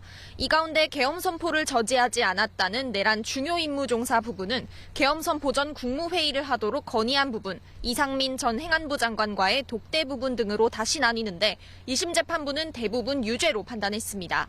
계엄을 만류했다는 한 전 총리의 주장을 받아들이지 않았고 한 전 총리가 내란 세력의 일원이 되기를 선택했다며 강하게 질타했습니다. 사후 계엄 선포문 작성, 위증 혐의도 유죄로 판단됐습니다. 재판부는 비상계엄을 위로부터의 내란으로 규정했는데 그 위험성이 반대의 경우와 비교할 수 없이 높다며 특검의 구형량을 웃도는 징역 23년을 선고했습니다. 특검은 2심에서 징역 23년을 구형한 상태죠. 네, 1심에서 선고한 형량을 유지해달란 취지입니다. 특검은 지난달 결심 공판에서 한 전 총리가 항소심에서도 범행을 부인하면서 당시 상황이 기억나지 않는다는 태도로 일관하고 있다고 지적했습니다. 그러면서 무죄가 선고된 허위 작성 공문서 행사, 계엄 해제 지연 부분 등도 유죄가 선고돼야 한다고 강조했습니다. 반면 한 전 총리 측은 계엄에 동의하지 않았고 오히려 저지하려 했다는 주장을 유지했습니다. 직접 최후 진술에 나선 한 전 총리도 윤 전 대통령을 하는 데에 실패해 매 순간 자책하고 있다면서 울먹였습니다. 2심의 선고 형량이 예상보다 높게 나왔던 만큼 항소심 재판부가 어떤 결론을 내릴지 관심이 쏠립니다. 지금까지 서울고등법원에서 YTN 신기입니다. 2차 종합특검은 이른바 노상원 수첩에서 체포 대상자들을 이송하려 했던 인천 옹진군 연평도에서 현장 검증을 나섭니다. 김치현 특검보 등 특검 관계자들은 오늘 국방부의 협조를 받아 해병대 연평부대 내 수용시설에서 현장 조사를 하고 있습니다. 앞서 노 전 사령관은 수첩에 권순일 전 대법관과 이재명 당시 더불어민주당 대표, 김명수 전 대법원장, 문재인 전 대통령 등을 수거 A급으로 적었습니다. 이어서 이들에 대한 처리 방안도 이 연평도로 이송을 한다는 내용도 담겼습니다. 정교 유착비리 검경 합동수사본부가 통일교에 대한 강제 수사에 또 한 번 나섰습니다. 합수본은 오늘 오전부터 특정경제법상 횡령과 업무상 횡령 혐의 등을 적용해서 통일교 천정군과 서울본부, 효종글로벌통일재단 등을 압수수색하고 있습니다. 앞서 합수본은 지난 1월 통일교 시설에 대해서 2차례 압수수색 영장을 집행했는데 횡령 혐의로는 첫 번째 강제 수사입니다. 재판 거래를 대가로 고교 동문 변호사에게서 수천만 원대 뇌물을 수수한 혐의를 받는 현직 부장판사가 재판에 넘겨졌습니다. 고위공직자범죄수사처는 오늘 전주지법 김모 부장판사를 뇌물 혐의로 공여자인 정모 변호사를 뇌물 공여 혐의로 불구속 기소했습니다. 김 부장판사는 지난 2023년 5월부터 이듬해 9월까지 정 변호사가 수임한 사건의 재판을 맡아 가벼운 형량을 선고해주는 대가로 3,300만 원 상당의 뇌물을 수수한 혐의를 받습니다. 광주 도심에서 흉기로 여고생을 살해한 20대가 범행 11시간 만에 경찰에 붙잡혔습니다. 범행 동기와 경위를 조사하고 있는 경찰은 오늘 구속영장을 신청할 계획입니다. 취재기자 연결해서 자세한 이야기 들어보도록 하겠습니다. 나인호 기자, 경찰 수사 상황 전해주시죠. 네, 사건 이틀째인 오늘 경찰은 체포한 피의자를 상대로 조사를 이어가고 있습니다. 피의자는 24살 장모 씨인데요. 범행을 저지른 뒤 도주를 이어가다가 11시간 만에 자신의 집 부근에서 체포됐습니다. 장 씨는 어린이날이던 어제 새벽 0시 10분쯤 광주 광산구 월계동에 있는 도로에서 귀가하던 여고생을 살해한 혐의를 받고 있습니다. 당시 여러 차례 흉기에 찔린 여고생은 병원으로 이송됐지만 숨졌습니다. 장 씨는 여학생을 도우러 달려온 남학생에게도 흉기를 휘둘러 살해하려 한 혐의를 받고 있습니다. 경찰은 숨진 여고생의 정확한 사망 원인을 파악하기 위해 부검을 진행했습니다. 또 장 씨가 범행에 사용했다가 버렸다고 진술한 흉기를 확보하기 위해 수색도 벌였습니다. 체포된 장 씨는 사는 게 재미가 없어서 극단적 선택을 하려다 범행했다는 취지로 진술했는데요. 경찰은 이상 동기 범죄, 이른바 묻지마 범죄 등 다양한 가능성을 열어두고 범행 동기를 캐고 있습니다. 장 씨는 범행 당시 술에 취한 상태는 아니었고 정신과 치료 전력은 없는 것으로 파악됐습니다. 경찰은 오늘 장 씨의 구속영장을 신청할 계획이며 이르면 내일 광주지방법원에서 구속 전 피의자 신문이 열릴 예정입니다. 또 장 씨의 신상정보 공개 여부를 내일이나 모레 심의할 예정입니다. 지금까지 광주 전남 취재본부에서 YTN 나연호입니다. 필리핀 마약 총책으로 불리는 박광렬에게 마약을 공급한 혐의를 받는 최모 씨에 대한 신상정보 공개 심의위원회가 오늘 열립니다. 최 씨는 지난 1일 태국에서 송환돼 구속 상태로 수사를 받고 있는데요. 취재기자 연결해서 자세한 내용 알아보겠습니다. 조경원 기자, 피의자에 대한 신상공개심의위원회 언제부터 열립니까? 네, 경기 남부경찰청 마약국제범죄수사대는 피의자 최모 씨에 대한 신상정보공개심의위원회를 오늘 오후 2시에 열기로 했습니다. 현행법에 따라 범행수법이 잔인하고 중대한 피해가 발생한 특정 강력 범죄의 경우 국민의 알 권리와 재범 방지를 위해 필요하다고 인정되면 피의자 신상을 공개할 수 있습니다. 위원회는 경찰 내부 총경급 인사 3명과 법조계, 학계 등 외부 인사 4명으로 구성되는데 전체 위원 7명 가운데 절반 이상이 동의할 경우 신상이 공개됩니다. 공개가 결정되면 피의자 최모 씨의 이름과 나이, 얼굴 등 신상 정보가 30일 동안 경기 남부경찰청 홈페이지에 게시됩니다. 앞서 필리핀 마약 총책으로 불리는 박광렬은 지난 3월 국내로 송환된 뒤 이틀 만에 열린 심의위원회에서 신상 정보 공개가 결정됐습니다. 네, 피의자 최모 씨는 지금 구속 상태로 수사를 받고 있죠? 그렇습니다. 경찰은 지난 3월 국내로 송환된 박광렬을 수사하는 과정에서 최 씨가 박광렬에게 마약을 공급한 단서를 확보했습니다. 최 씨는 텔레그램에서 청담 또는 청담 사장으로 활동하며 지난 2019년부터 필로폰 22kg 등 100억 원 상당의 마약류를 국내에 몰래 들여오거나 유통한 혐의를 받고 있습니다.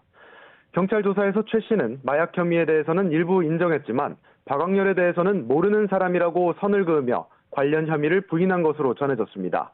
경찰은 태국 현지에서 최 씨를 검거해 지난 1일 국내로 송환했고 법원은 지난 3일 도주와 증거인멸 우려가 있다며 구속영장을 발부했습니다. 경찰은 최 씨에게서 압수한 휴대전화 등 전자기기를 포렌식 분석하고 박광렬과의 공모관계를 입증하는 데 주력한다는 방침입니다. 지금까지 사회부에서 YTN 조경원입니다. 네, 이번엔 정치권 상황 짚어보겠습니다. 이른바 조작기소 특검법 숨고르기에 나선 더불어민주당은 내란 심판 프레임을 내걸고 지지층 결집에 나섰습니다. 국민의힘은 지도부와 후보들까지 총출동해 공소취소 특검법 공세에 집중하는 모양새입니다. 국회로 가보겠습니다. 부장원 기자. 네, 국회입니다. 네, 우선 민주당 상황부터 살펴보죠. 정청래 대표는 어제에 이어서 연 이틀 대야 공세 이어가고 있죠. 그렇습니다. 아침 최고위원회의 자리에서 국민의힘을 겨냥해 발언을 쏟아냈습니다. 먼저 내일 국회 본회의 처리를 앞둔 개헌안 문제로 포문을 열었는데요. 정청래 대표는 독단적 계엄이 재발하지 않도록 계엄 절차를 명확히 하자는데 어떤 반대 의견이 있을 수 있냐며 내란 사태 책임을 다하라고 꼬집었습니다. 곧이어 추경호 의원과 이진숙 전 방송통신위원장 등 친윤 인사 공천 문제를 직격했습니다. 정 대표는 12.3 비상계엄 내란에 이은 윤어게인 공천, 제2의 내란 공천이라면서 차라리 화끈하게 윤석열 전 대통령도 옥중 공천하라고 비판했습니다. 들어보겠습니다. 내란 우두머리 윤석열을 보유했던 내란 정당답게 내란 맞춤형 공천입니까? 차라리 윤석열도 옥중 공천하십시오. 그리고 어디든 내보내세요. 이른바 조작기소 특검법 숨고르기에 나서면서 대야 공세로 지지층 결집을 시도하는 모습입니다. 재보궐선거 전략공천은 이제 텃밭 호남 등 6곳이 남았는데 오늘 오후 2-3곳을 발표할 계획입니다.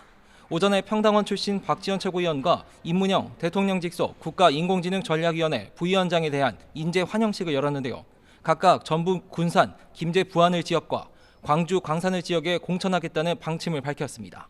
차기 원내대표를 뽑는 의원총회에서는 한병도 의원이 단독 입후보에 연임이 확실시되는 분위기입니다.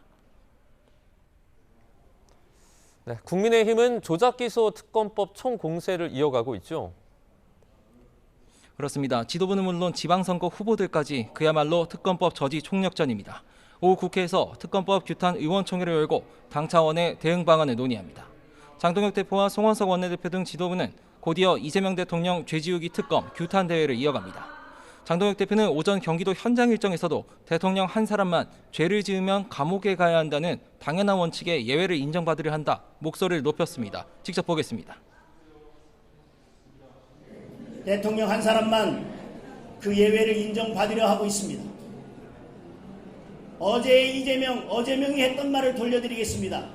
대통령이라도 죄 지으면 감옥에 가야 한다. 오전 9시 반에는 부의경과 대구, 경북 등 영남권 시도지사 후보들이 총출동해 특검법 규탄에 동참했습니다.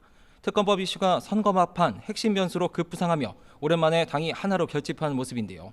하지만 공천을 둘러싼 논란과 내용의 불씨 여전히 남아 있습니다. 당장 정진석 전 대통령 비서실장 재보궐 공천 문제가 뜨거운 감자입니다. 내일 당 윤리위원회가 출마 자격을 심사하면 곧바로 공천관리위원회가 소집될 전망인데요. 국민의힘 내부에서도 도로 침륜 논란에 정 전 실장 공천에 반발이 큰 만큼 컷오프 가능성이 작지 않을 거로 보입니다. 이런 가운데 윤석열 호위무사로 불렸던 이용전 의원은 경기 하남갑 보궐선거 출사표를 던지면서 국민께 실망과 상처를 드린 책임이 있다고 눈물로 사과했습니다. 지금까지 국회에서 YTN 부장원입니다.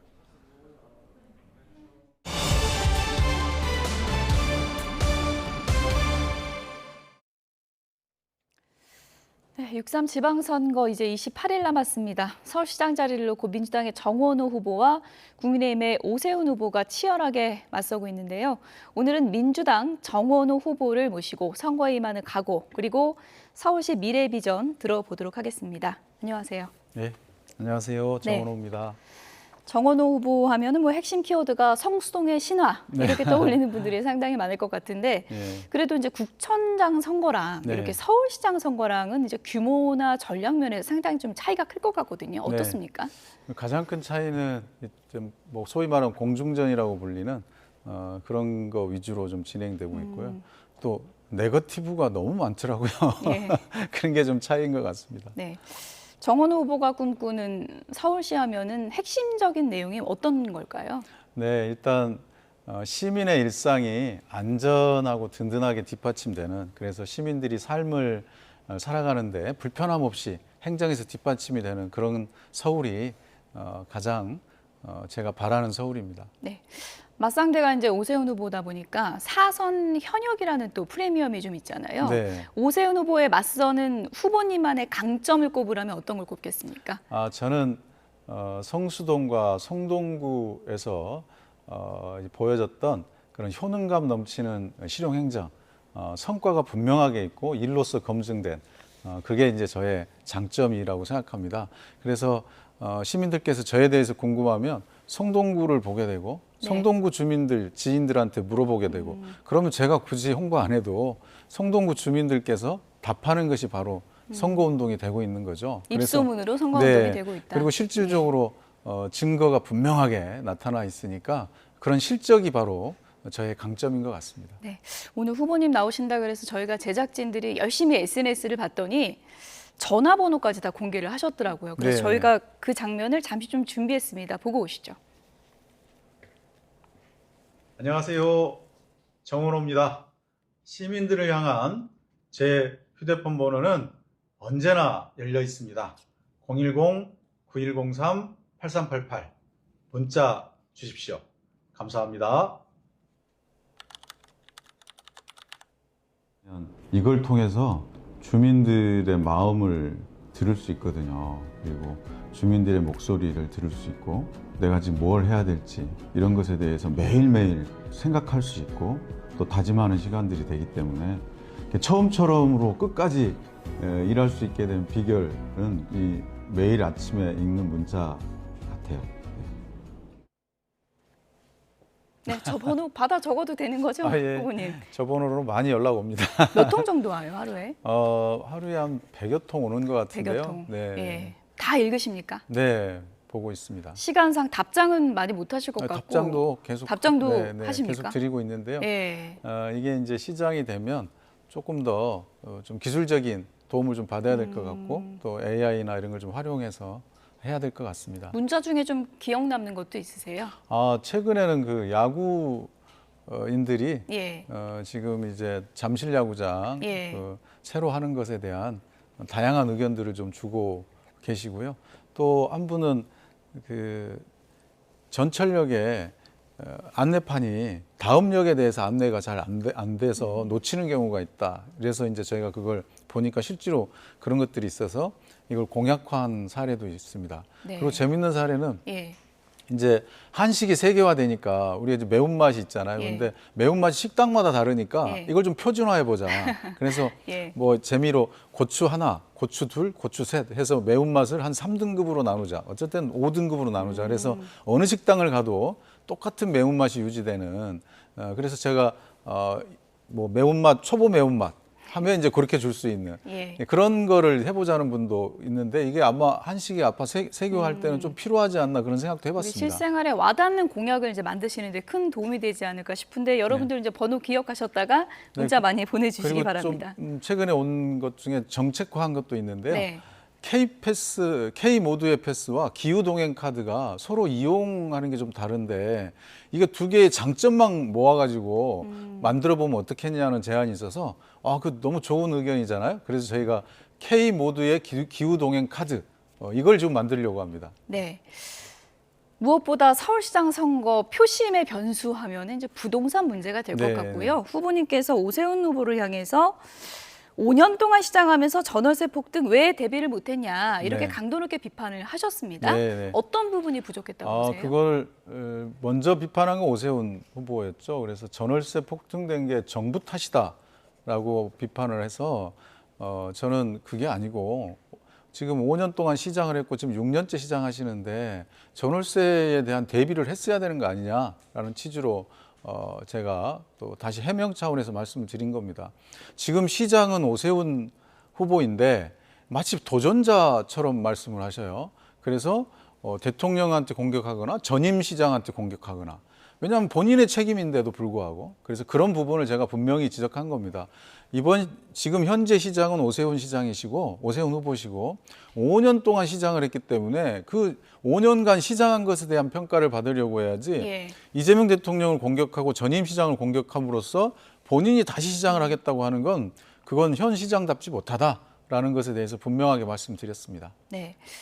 중요한 건 이제 공급 문제일 네. 텐데 핵심적인 건 후보님께서 이제 빌라를 많이 공급하면 되지 않느냐라고 했더니 이제 오세훈 후보 측에서는 아파트 공급 포기하는 거냐 현실에 맞지 않는다 이런 또 반박을 했거든요. 그러니까 그렇게 네거티브로 하시는 겁니다. 제가 아파트도 공급하고 그런데 전월세 문제가 있으니까 아파트는 오세훈 공급해야 된다고 하고 오세훈 시장 후보께서 2022년에 앞으로 매년 8만 호씩 주택을 공급하겠다고 약속을 하셨어요. 근데 실제로 지금 4년 지난 지금 보면 1년 그 반도 못했어요. 1년에 4만 호도 못했으니 약속을 못 지켰다. 그것만 지키면 될 일이었는데 라고 했더니 아파트가 그렇게 뚝딱 나오냐. 뭐 10년, 15년 걸리는 일이다라고 또 하면서 또 피어나가시더라고요. 그래서 제가 얘기를 한 거 그러면 빨리 질 수 있는 건 왜 안 했냐. 빌라라든지 오피스텔, 도시형 숙소 이런 거는 도시형 생활주택 이런 거는 2, 3년이면 할 수 있는데 이건 왜 안 했냐. 아파트는 그러면 좀 시간이 걸렸다고 치면 이렇게 빨리 할 수 있는 건 왜 안 했냐고 했더니 그것만 가지고 이제 그거 뭐 그러면 빌라만 짓냐 이렇게 얘기하시는 건데 이렇게 네거티브하면 안 된다. 그러니까 빌라가 핵심 대책이 아니라 하나의 그럼요. 대책이 될 수 있다 네, 이렇게 그래서 제가 얘기한 내신 건 거군요. 예. 왜 여러 가지가 있는데 예. 이 빨리 할 수 있는 것도 안 하고 아파트도 안 짓고 다 안 했지 않냐라고 얘기한 건데 이걸 곡해하면 안 된다라는 겁니다. 네. 세제 관련해서는 이제 아무래도 장특공제, 네, 장기보유, 특별공제 문제 굉장히 관심이 많은데 이 부분에 시민들이 그건 기본적으로 어떤 입장이세요? 저는 처음부터 일관적으로 말씀드렸는데 실거주 1가구 1주택자들의 현행 권리는 무조건 보호돼야 된다. 그리고 투기성이 아니라면 모든 1가구 1주택자들에 대한 권리가 보호돼야 된다는 입장을 제가 분명하게 처음부터 계속 얘기하고 있는데 이걸 자꾸 이렇게 저렇게 말을 바꿔서 저를 공격하더라고요. 근데 그럴 필요 없으시다. 예. 1가구 1주택자들에 대한 권리 보호 이미 분명하게 얘기를 했습니다. 비거주 1주택은 어떻게 보십니까? 그것은 투기성이 있다. 네, 투기성이 예. 분명하다 하는 것 빼고는 다 보호해야 된다. 이게 원칙이라고 생각합니다. 근데 그 투기성의 기준이 상당히 좀 그것도 쉽지 뻔뻔히 않아서. 정확하게 예. 정해야 됩니다. 이게 예. 이미 그동안 양도세나 뭐 다른 거 할 때 그 네. 기준들이 상당히 정해져 있습니다. 예. 거기다가 또 필요하면 더 세밀화해서 보호하는 원칙으로 진행을 해야 된다고 생각합니다. 그러니까 실거주 1주택은 보호를 해야 하고 네. 비거주인 경우에는 그 사안별로 명확한 기준이 필요하다. 그렇죠. 이렇게 그래서 보시는 거군요. 예. 투기성이 아니라면 예. 보호를 하는 것이 맞다. 예.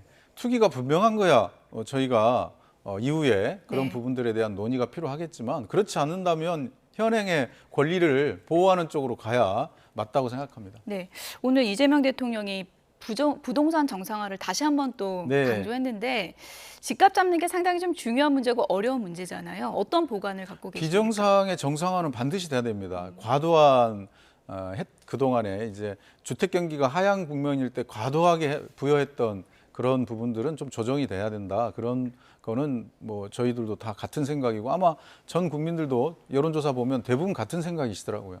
네, 그런 측면에서 바라봐야 되고 네. 1가구 1주택자들에 대한 보호는 분명한 입장을 갖고 우리가 가야 된다.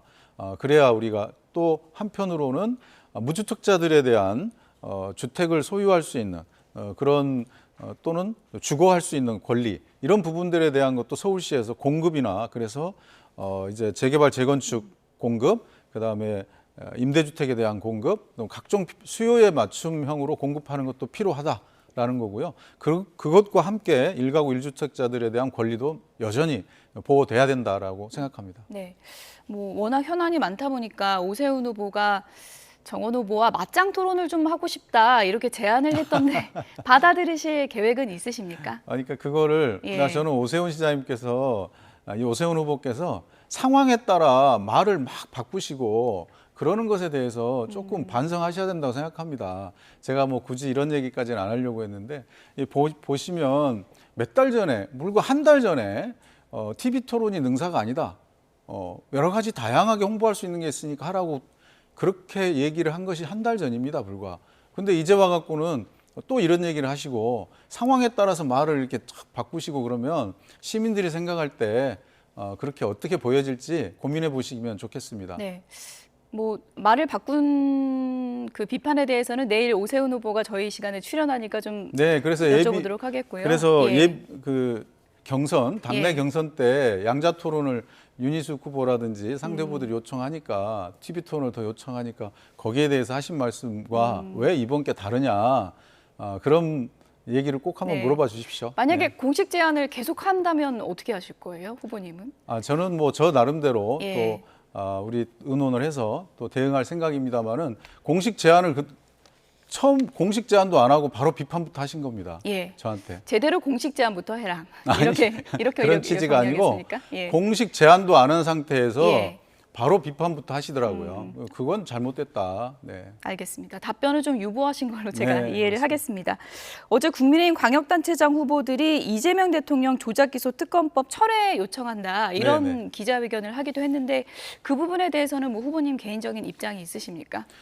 저는 시장은 민생 위주로 고민을 해야 된다. 그래서 시민의 삶의 중심을 둬야지 정쟁에 자꾸 중심을 두려면 안 된다. 왜 자꾸 정쟁에 한복판에 서려고 하시느냐. 그래서 이재명 대통령 혹은 민주당과 싸우는 것이 아니고 예. 저는 시민의 불편함과 싸워야 된다. 이런 말씀으로 대신 드리고 싶습니다. 네, 광역단체장 후보로서 말하는 건 적절하지 않다. 네, 이렇게 네. 이해를 하겠습니다. 여론조사 얘기도 좀 해봐야 될 것 같은데 뭐 추이가 여론조사 기간마다 조금씩 달라서요. 그래서 네. 워낙 뭐 큰 차이가 났다 좀 좁혀지는 추세도 요즘 좀 있는 것 같고 흐름은 네. 어떻게 보십니까? 뭐 여론조사야 이럴 수도 있고 저럴 수도 있는 거지만 저는 서울시장 선거는 어차피 박빙의 승부다. 그래서 초접전의 승부가 될 건데 막판 가면 좁혀질 거다 이렇게 보십니까? 어차피 처음부터 예. 저는 서울시장 선거라는 자체가 쉽게 결정되는 선거가 아니기 때문에 그래서 매 순간 진실하고 절실하게 선거에 임해야 된다 그렇게 생각하고 있습니다. 네, 후보님 얘기할 때 뭐 성수동의 신화 이런 키워드도 있지만 명픽 후보다 이런 표현도 있잖아요. 네, 그 네. 표현은 마음에 드십니까? 그 여부를 떠나서 예. 대통령께서 워낙 행정을 잘 이끌고 계시고 그래서 국민들과 시민들께서 굉장한 효능감을 느끼고 계시잖아요.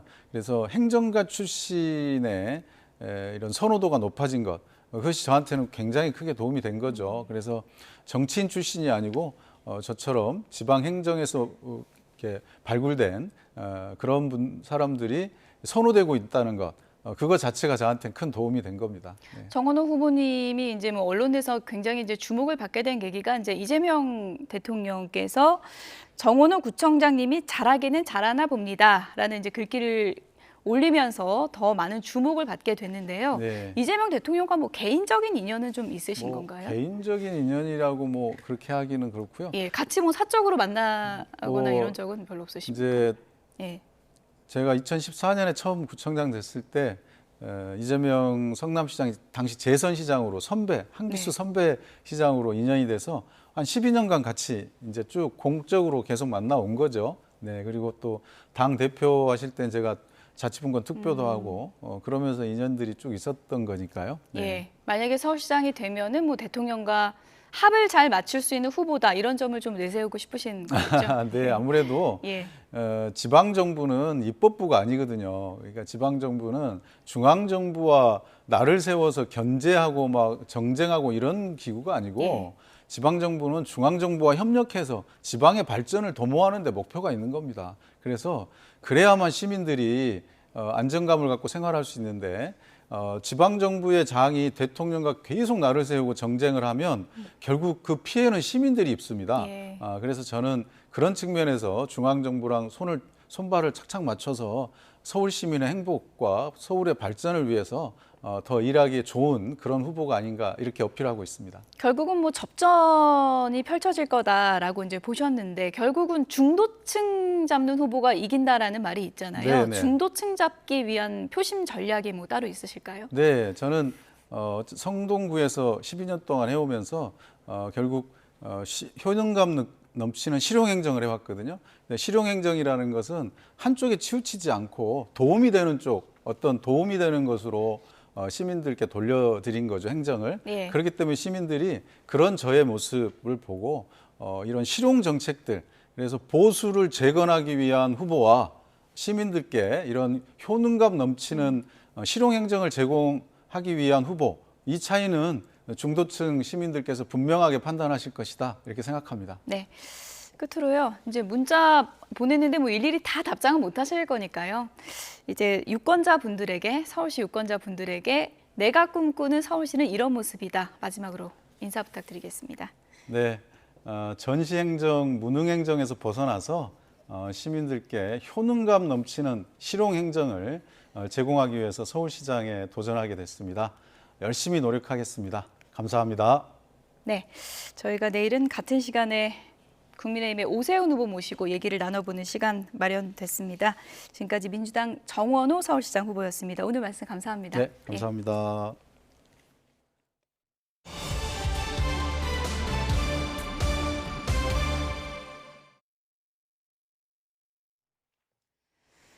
트럼프 대통령은 한국 화물선이 호르무즈 해협에서 단독 행동 중에 이란 공격에 노출이 됐다고 주장했습니다.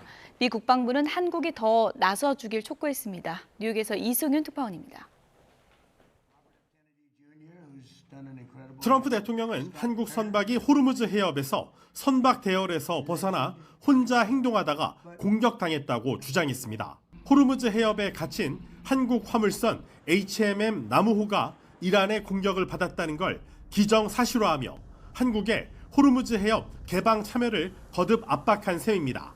피트 헤그세스 미 국방장관도 한국 선박과 소통하고 있다며 호르무즈 해협 해방 프로젝트에 한국이 더 나서주길 바란다고 말했습니다. We're in contact with that ship, CENTCOM, I should say. Targeting like that is a reflection of the indiscriminate nature of what Iran is doing. We hope South Korea would step up. 이런 가운데 마코 루비오 미 국무장관은 구체적인 내용은 밝히지 않은 채 민간 선원 10명 이상이 해협에서 숨졌다고 전해 긴장감을 고조시켰습니다. And so they're sitting ducks. They're isolated. They're starving. They're vulnerable. And at least 10 sailors have already died as a result of the civilian sailors. 트럼프 대통령은 이란이 대화 뒤에는 딴말을 하며 게임을 하고 있다면서 현명하게 처신하라고 비판했습니다. What I don't like about Iran is they'll talk to me with such great respect, and then they'll go on television, they'll say, we did not speak to the president. They play games. 이란 국영 이르나 통신은 트럼프 대통령이 아무 증거 없이 이란을 공격 주체로 지목했다고 강조했습니다. 또 나무호 화재와 관련해 외부 공격보다는 내부 화재 가능성을 시사했지만 화재에 대한 이란 정부의 직접적인 반응은 전하지 않았습니다. 이란군은 아랍에미리트 공격도 하지 않았다고 주장하며 UAE가 이란에 어떤 조치라도 하면 괴멸적인 대응을 하겠다면서 공격설을 전면 부인하고 있습니다. 뉴욕에서 YTN 이승윤입니다. 소방청이 호르무즈 해협에서 불이 난 한국 선사 HMM 소속 선박과 관련해서 사고의 원인을 밝히기 위해 전문가를 파견한다고 밝혔습니다.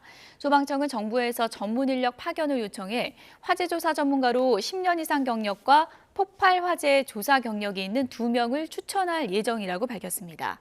정부는 이번 사고가 외부 공격 때문인지 등을 포함해서 정확한 원인을 파악하기 위해 조사할 계획입니다. 호르무즈 해협 봉쇄 이후 세 번째 한국 유조선이 우회로인 홍해를 통과했습니다. 해수부는 오늘 오전 9시 기준 우리 선박이 홍해를 안전하게 통과해 국내로 원유를 운송하고 있다고 밝혔습니다. 해수부는 해당 선박이 홍해를 항해하는 동안 24시간 실시간 모니터링, 항해 안전정보 제공, 그리고 실시간 소통 채널 운영 등으로 안전을 지원했다며 앞으로도 국내 원유 수급의 안정화를 위해서 최선을 다하겠다고 밝혔습니다. 걸프 지역의 화물선이 지상에서 공격한 순항 미사일을 가능성이 있는 공격에 맞아 필리핀인 승무원 여러 명이 다쳤다고 복수의 당국자를 인용해서 미 CBS 방송이 보도했습니다. CBS는 현지 시간으로 5일 저녁 프랑스 회사가 소유한 CGM 샌 안토니오에 대한 공격이 발생했다고 관계자들이 밝혔다면서 이 선박은 6일 정오에는 두바이 근처에 있었지만 이후에 어디로 이동했는지는 명확하지 않다고 전했습니다. 영국 해사무역기구도 어제 한 화물선이 호르무즈 해협 내에서 정체불명의 발사체에 피격됐다고 밝혔습니다. 호르무즈 해협에 고립이 된 선박들을 구조하겠다며 호기롭게 시작된 미국의 해방 작전은 불과 이틀 만에 중단됐습니다. 트럼프 대통령은 협상 진전을 명분으로 내세웠지만 이란의 반격 의지나 경제적 충격을 오판해 혼선만 키웠다는 비판이 나옵니다. 보도에 유투건 기자입니다. 미군이 해방작전에 돌입한 첫날, 이란은 곧바로 군사적 대응에 나섰습니다. 미국 화물선의 호르무즈 탈출을 지원하던 미국 구축함 2척을 집중적으로 공격했습니다. They also launched cruise missiles, drones, small boats at U.S. forces defending commercial shipping in the Straits. 결과적으로 미군의 작전은 성공했지만 앞으로도 상당한 위험을 감수해야 한다는 사실이 분명해졌습니다. 여기에 이란군은 일방적으로 설정한 호르무즈 통제 구역을 대폭 확대했습니다. 또 아랍에미리트와 오만까지 공습하면서 본격적인 확전도 불사하겠다는 의지를 밝혔습니다. 휴전이 붕괴할 위기에 처하자 국제유가는 5% 넘게 폭등했고 미국 국채금리도 일제히 급등했습니다. 미국은 애써 이란의 반격을 평가절하하는 듯한 모습을 보였습니다. 트럼프 대통령은 이란의 공격이 휴전 위반이 아니냐는 질문에 즉답을 피했습니다. 미군 수뇌부는 대규모 전투를 재개할 상황이 아니고 휴전도 끝나지 않았다고 강조했습니다. We expected there would be some churn at the beginning, which happened, and we said we would defend aggressively, and we. 결국 미국은 해방작전 이틀째 특별한 군사적 움직임을 보이지 않은 데 이어 작전 일시 중단까지 선언했습니다. 이란의 반격 능력 등을 오판해 실효성이 부족한 작전을 세웠다가 혼선만 키웠다는 비판이 나오고 있습니다. 이 작전이 시작도 안 했는데 이 정도 피해가 난다면 본격적인 작전이 들어간다면 상당한 이제 피해가 오고 있다는 것이고 미국의 호언장담이 이틀 만에 무산되면서 호르무즈 일대에 발이 묶인 상선 1,500여 척은 다시 기약 없는 대기 상태에 들어갔습니다. YTN 유투원입니다. 도널드 트럼프 미국 대통령이 호르무즈 해협 재개방을 목표로 꺼내든 해방 프로젝트를 놓고 글로벌 해운업계와 보험업계가 당혹감을 감추지 못하고 있다고 영국 더타임스가 보도했습니다. 트럼프 대통령은 해방 프로젝트를 시작하고 이틀 만에 갑자기 이를 일시 중단하겠다고 발표해 변심을 거듭하는 특유의 마이웨이 행보를 재차 연출했습니다. 앞서 해방 프로젝트 발표 당시 해운 뉴스 전문 매체 로이즈 리스트는 미국의 해방 프로젝트는 업계와 아무런 사전 협의 없이 개시됐다고 지적했습니다. 더타임스는 4일 프로젝트 개시 뒤 미국 해군 함정들과 선박들이 이란의 포격을 받았고 아랍에미리트 푸자이라 항구 석유 시설에는 미사일과 드론 공격이 쏟아졌다며 혼란이 더욱 심해졌다고 전했습니다. 미국이 이란에 대한 군사작전을 종료한다고 선언했지만 속내를 들여다보면 이름만 바꾼 조건부 공격대기 상태에 가깝습니다. 전쟁 권한법 시한을 피하기 위한 법적인 꼼수라는 지적 속에 이란의 움직임에 따라 언제든 방아쇠를 당기겠다는 기조는 변한 게 없습니다. 권영희 기자입니다. 지난 2월 시작된 미국의 대이란 군사작전 장대한 분노가 2달 만에 공식 종료됐습니다. 이제 해협에 갇힌 민간 선박을 구출하는 방어적 성격의 해방 프로젝트에 집중하기로 했습니다. This is not an offensive operation. This is a defensive operation. And what that means is very simple. There's no shooting unless we're shot at first. 하지만 이 같은 국면 전환 이면엔 철저한 법적 계산이 깔려 있습니다. 종전을 선언해 전쟁 권한법상의 60일 시한을 멈춰 세운 뒤 이란이 다시 도발하면 언제든 새로운 전쟁을 시작할 명분을 확보했습니다. 결국 종전 선언은 법적 시한을 피하려는 구실일 뿐 실질적으로는 대이란 군사 압박의 강도를 조절하는 전술적 선택에 불과하다는 분석입니다. 미 국방부는 이 점을 노골적으로 드러냈습니다. 휴전으로 법적 시계는 멈췄지만 미군은 이전보다 더 강력한 화력을 갖추고 장전된 상태에서 대기 중이라고 강조합니다. If Iran is not willing to follow through on its side of the bargain or make a deal, then the War Department is postured, locked, loaded, and ready to go. 전문가들 역시 미국의 이번 조치가 실질적인 해협 개방으로 이어지긴 어렵다고 봅니다. That can really only be done through either an agreement between the United States or Iran, or whether a resumption of conflict where the U.S. significantly diminishes Iran's ability to. 결국 종전이라는 화려한 수사에도 불구하고 호르무즈 해협의 긴장 수위는 변한 게 없습니다. 미국은 여전히 방아쇠에 손을 올린 채 이란의 항복이나 더 확실한 타격 기회를 노리고 있습니다. YTN 권영입니다. 트럼프 대통령은 즉흥적이고 과장된 화법으로 그야말로 전 세계를 들었다 놓는 듯한 행보를 보입니다. 트럼프 특유의 스타일이 이번 전황엔 어떤 영향을 미쳤는지 김승환 기자가 정리했습니다. 트럼프 대통령에게 변화구란 없어 보입니다. 늘 돌직구를 던집니다. 통상적인 국가 지도자들의 여지를 남기는 화법과는 확연히 다릅니다. We're going to bring them back to the Stone Ages where they belong. We win regardless. In addition to that, we're negotiating whether we make a deal or not. Makes no difference to me. 트럼프의 스타일은 예측 불가능성을 무기로 상대를 흔드는 이른바 광인 전략으로 불립니다. 그런데 이번 전쟁에선 이 같은 전략이 좀처럼 힘을 쓰지 못하고 있습니다. 위협이 반복되고 표현 수위까지 점점 높아지면서 상대가 실제 행동이 아닌 정치적 수사로 받아들이기 시작한 겁니다.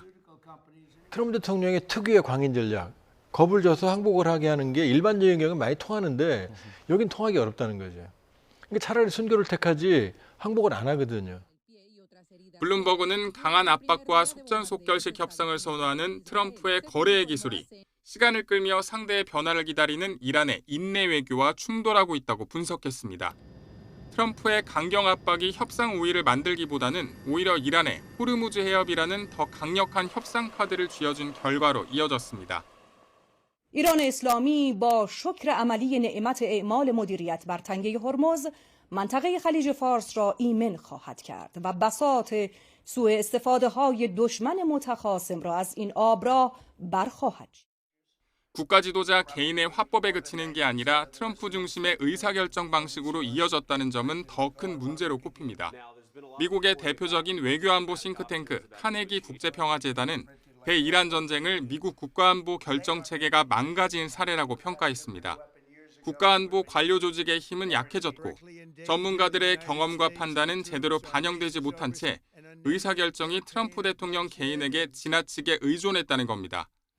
국내 정치에선 강한 결집 효과를 보여왔던 트럼프식 정치가 시간을 무기로 버티는 이란을 상대로는 예상만큼 위력을 발휘하지 못하고 있다는 평가입니다. YTN 김승환입니다. 미국이 2달간 이란에 대규모 공습을 퍼부었지만 이란의 핵무기 제조 역량은 거의 타격을 입지 않았다는 미 정보당국의 분석이 나왔습니다. 현지 시간 5일 로이터 통신은 소식통을 인용해 이란의 핵 프로그램에 대한 미 정보기관의 평가가 전쟁 전과 비교해서 큰 변화가 없는 상태라고 보도했습니다. 미 정보당국은 이란이 마음만 먹으면 9개월에서 1년 안에 핵무기를 생산할 수 있을 것으로 보고 있는데 이는 개전 직후의 평가와 동일한 수준입니다. 미국과 걸프 지역 동맹국들이 이란의 호르무즈 해협 개방을 요구하며 이를 이행하지 않을 경우 제재를 가할 수 있다는 내용의 유엔 안보리 결의안을 다시 추진합니다.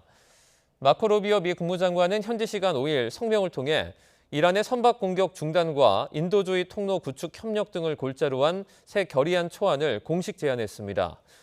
이번 결의안은 지난달 중국과 러시아의 거부권 행사로 무산됐던 점을 고려해서 군사행동 관련 문구는 빼고 식량과 구호품 운송 차질 등 인도적인 지원 필요성을 강조하는 방향으로 보완됐습니다. 미국 텍사스주 한인타운에서 총격 사건이 벌어져 5명의 사상자가 나왔습니다. 붙잡힌 용의자는 60대 한국인인데 경찰은 2차 범행 가능성을 우려해 폭발물 처리반까지 투입했습니다. 권준기 기자입니다. 미국 텍사스주 댈러스 인근 캐럴턴시의 한인 상가. 경찰 여러 명이 문 앞을 지키고 서 있습니다. 한인끼리 벌인 총격 사건 현장에 경찰이 출동한 겁니다. 사건이 벌어진 건 현지 시간 5일 오전 10시쯤. 총에 맞은 한국인 2명이 숨지고 3명은 부상을 당했습니다. 용의자는 일식집을 운영하는 식당 주인이고 피해자들은 건물주와 부동산 중개인 등인 것으로 알려졌습니다. Victims were meeting with the suspect for a business purpose. This is not a random act of gunfire. 용의자가 경찰에 붙잡힌 곳은 사건 현장에서 5km 정도 떨어진 또 다른 한인 상가였습니다. 현장에는 미 연방수사국 FBI와 폭발물 처리반까지 출동했습니다. 검거 전 또 다른 범행을 시도했을 가능성이 제기되는 대목입니다. 그대로 지금 전체를 다 사방을 더 봉쇄했다라는 거는 얼핏 들어보니까 여기에 폭발물이 설치됐을 그런 어떤 가능성. 경찰은 상가 임대와 관련한 불만 끝에 벌어진 다툼일 가능성이 있는 것으로 보고 정확한 범행 동기를 수사하고 있습니다. 미국의 대표적 한인 밀집 지역으로 꼽히는 텍사스주 댈러스 인근 총격 사건으로 지역 한인 사회는 큰 충격에 빠졌습니다. YTN 권준기입니다. 파란 하늘에 살랑이는 바람까지 완연한 봄 날씨가 이어지고 있습니다. 현재 서울 기온은 21.2도로 어제 같은 시각보다 2도가량 높고요. 앞으로 기온은 24도까지 올라서 더욱 따뜻해지겠습니다. 다만 아침과 낮과 밤의 기온차가 커 면역력이 떨어지기 쉬우니까요. 겉옷으로 체온 조절 잘해주셔야겠습니다. 오늘도 전국적으로 맑은 하늘이 함께하고 있습니다. 공기질도 깨끗한데요. 다만 봄볕이 강하게 내리쬐면서 전국의 자외선 지수가 매우 높게 치솟겠습니다. 외출 시 자외선 차단에도 신경 써주시기 바랍니다. 오늘 낮 기온은 서울 24도, 광주 25도, 대구는 26도로 평년 수준을 다소 웃돌겠습니다. 내일 오후부터 밤 사이에는 중부지방 곳곳에 약한 비가 내리겠고요. 이후에는 다시 맑고 일교차 큰 봄 날씨가 이어질 전망입니다. 내일까지 중부 서해안과 동해안을 중심으로 순간 풍속 15m 이상의 강한 바람이 불겠습니다. 날아갈 수 있는 물건은 단단히 고정하는 등 시설물 관리에 유의해 주시기 바랍니다. 지금까지 YTN 윤수빈입니다. 네, 뉴스나우 오늘 순서는 여기서 마치겠습니다. 시청해주신 여러분 고맙습니다.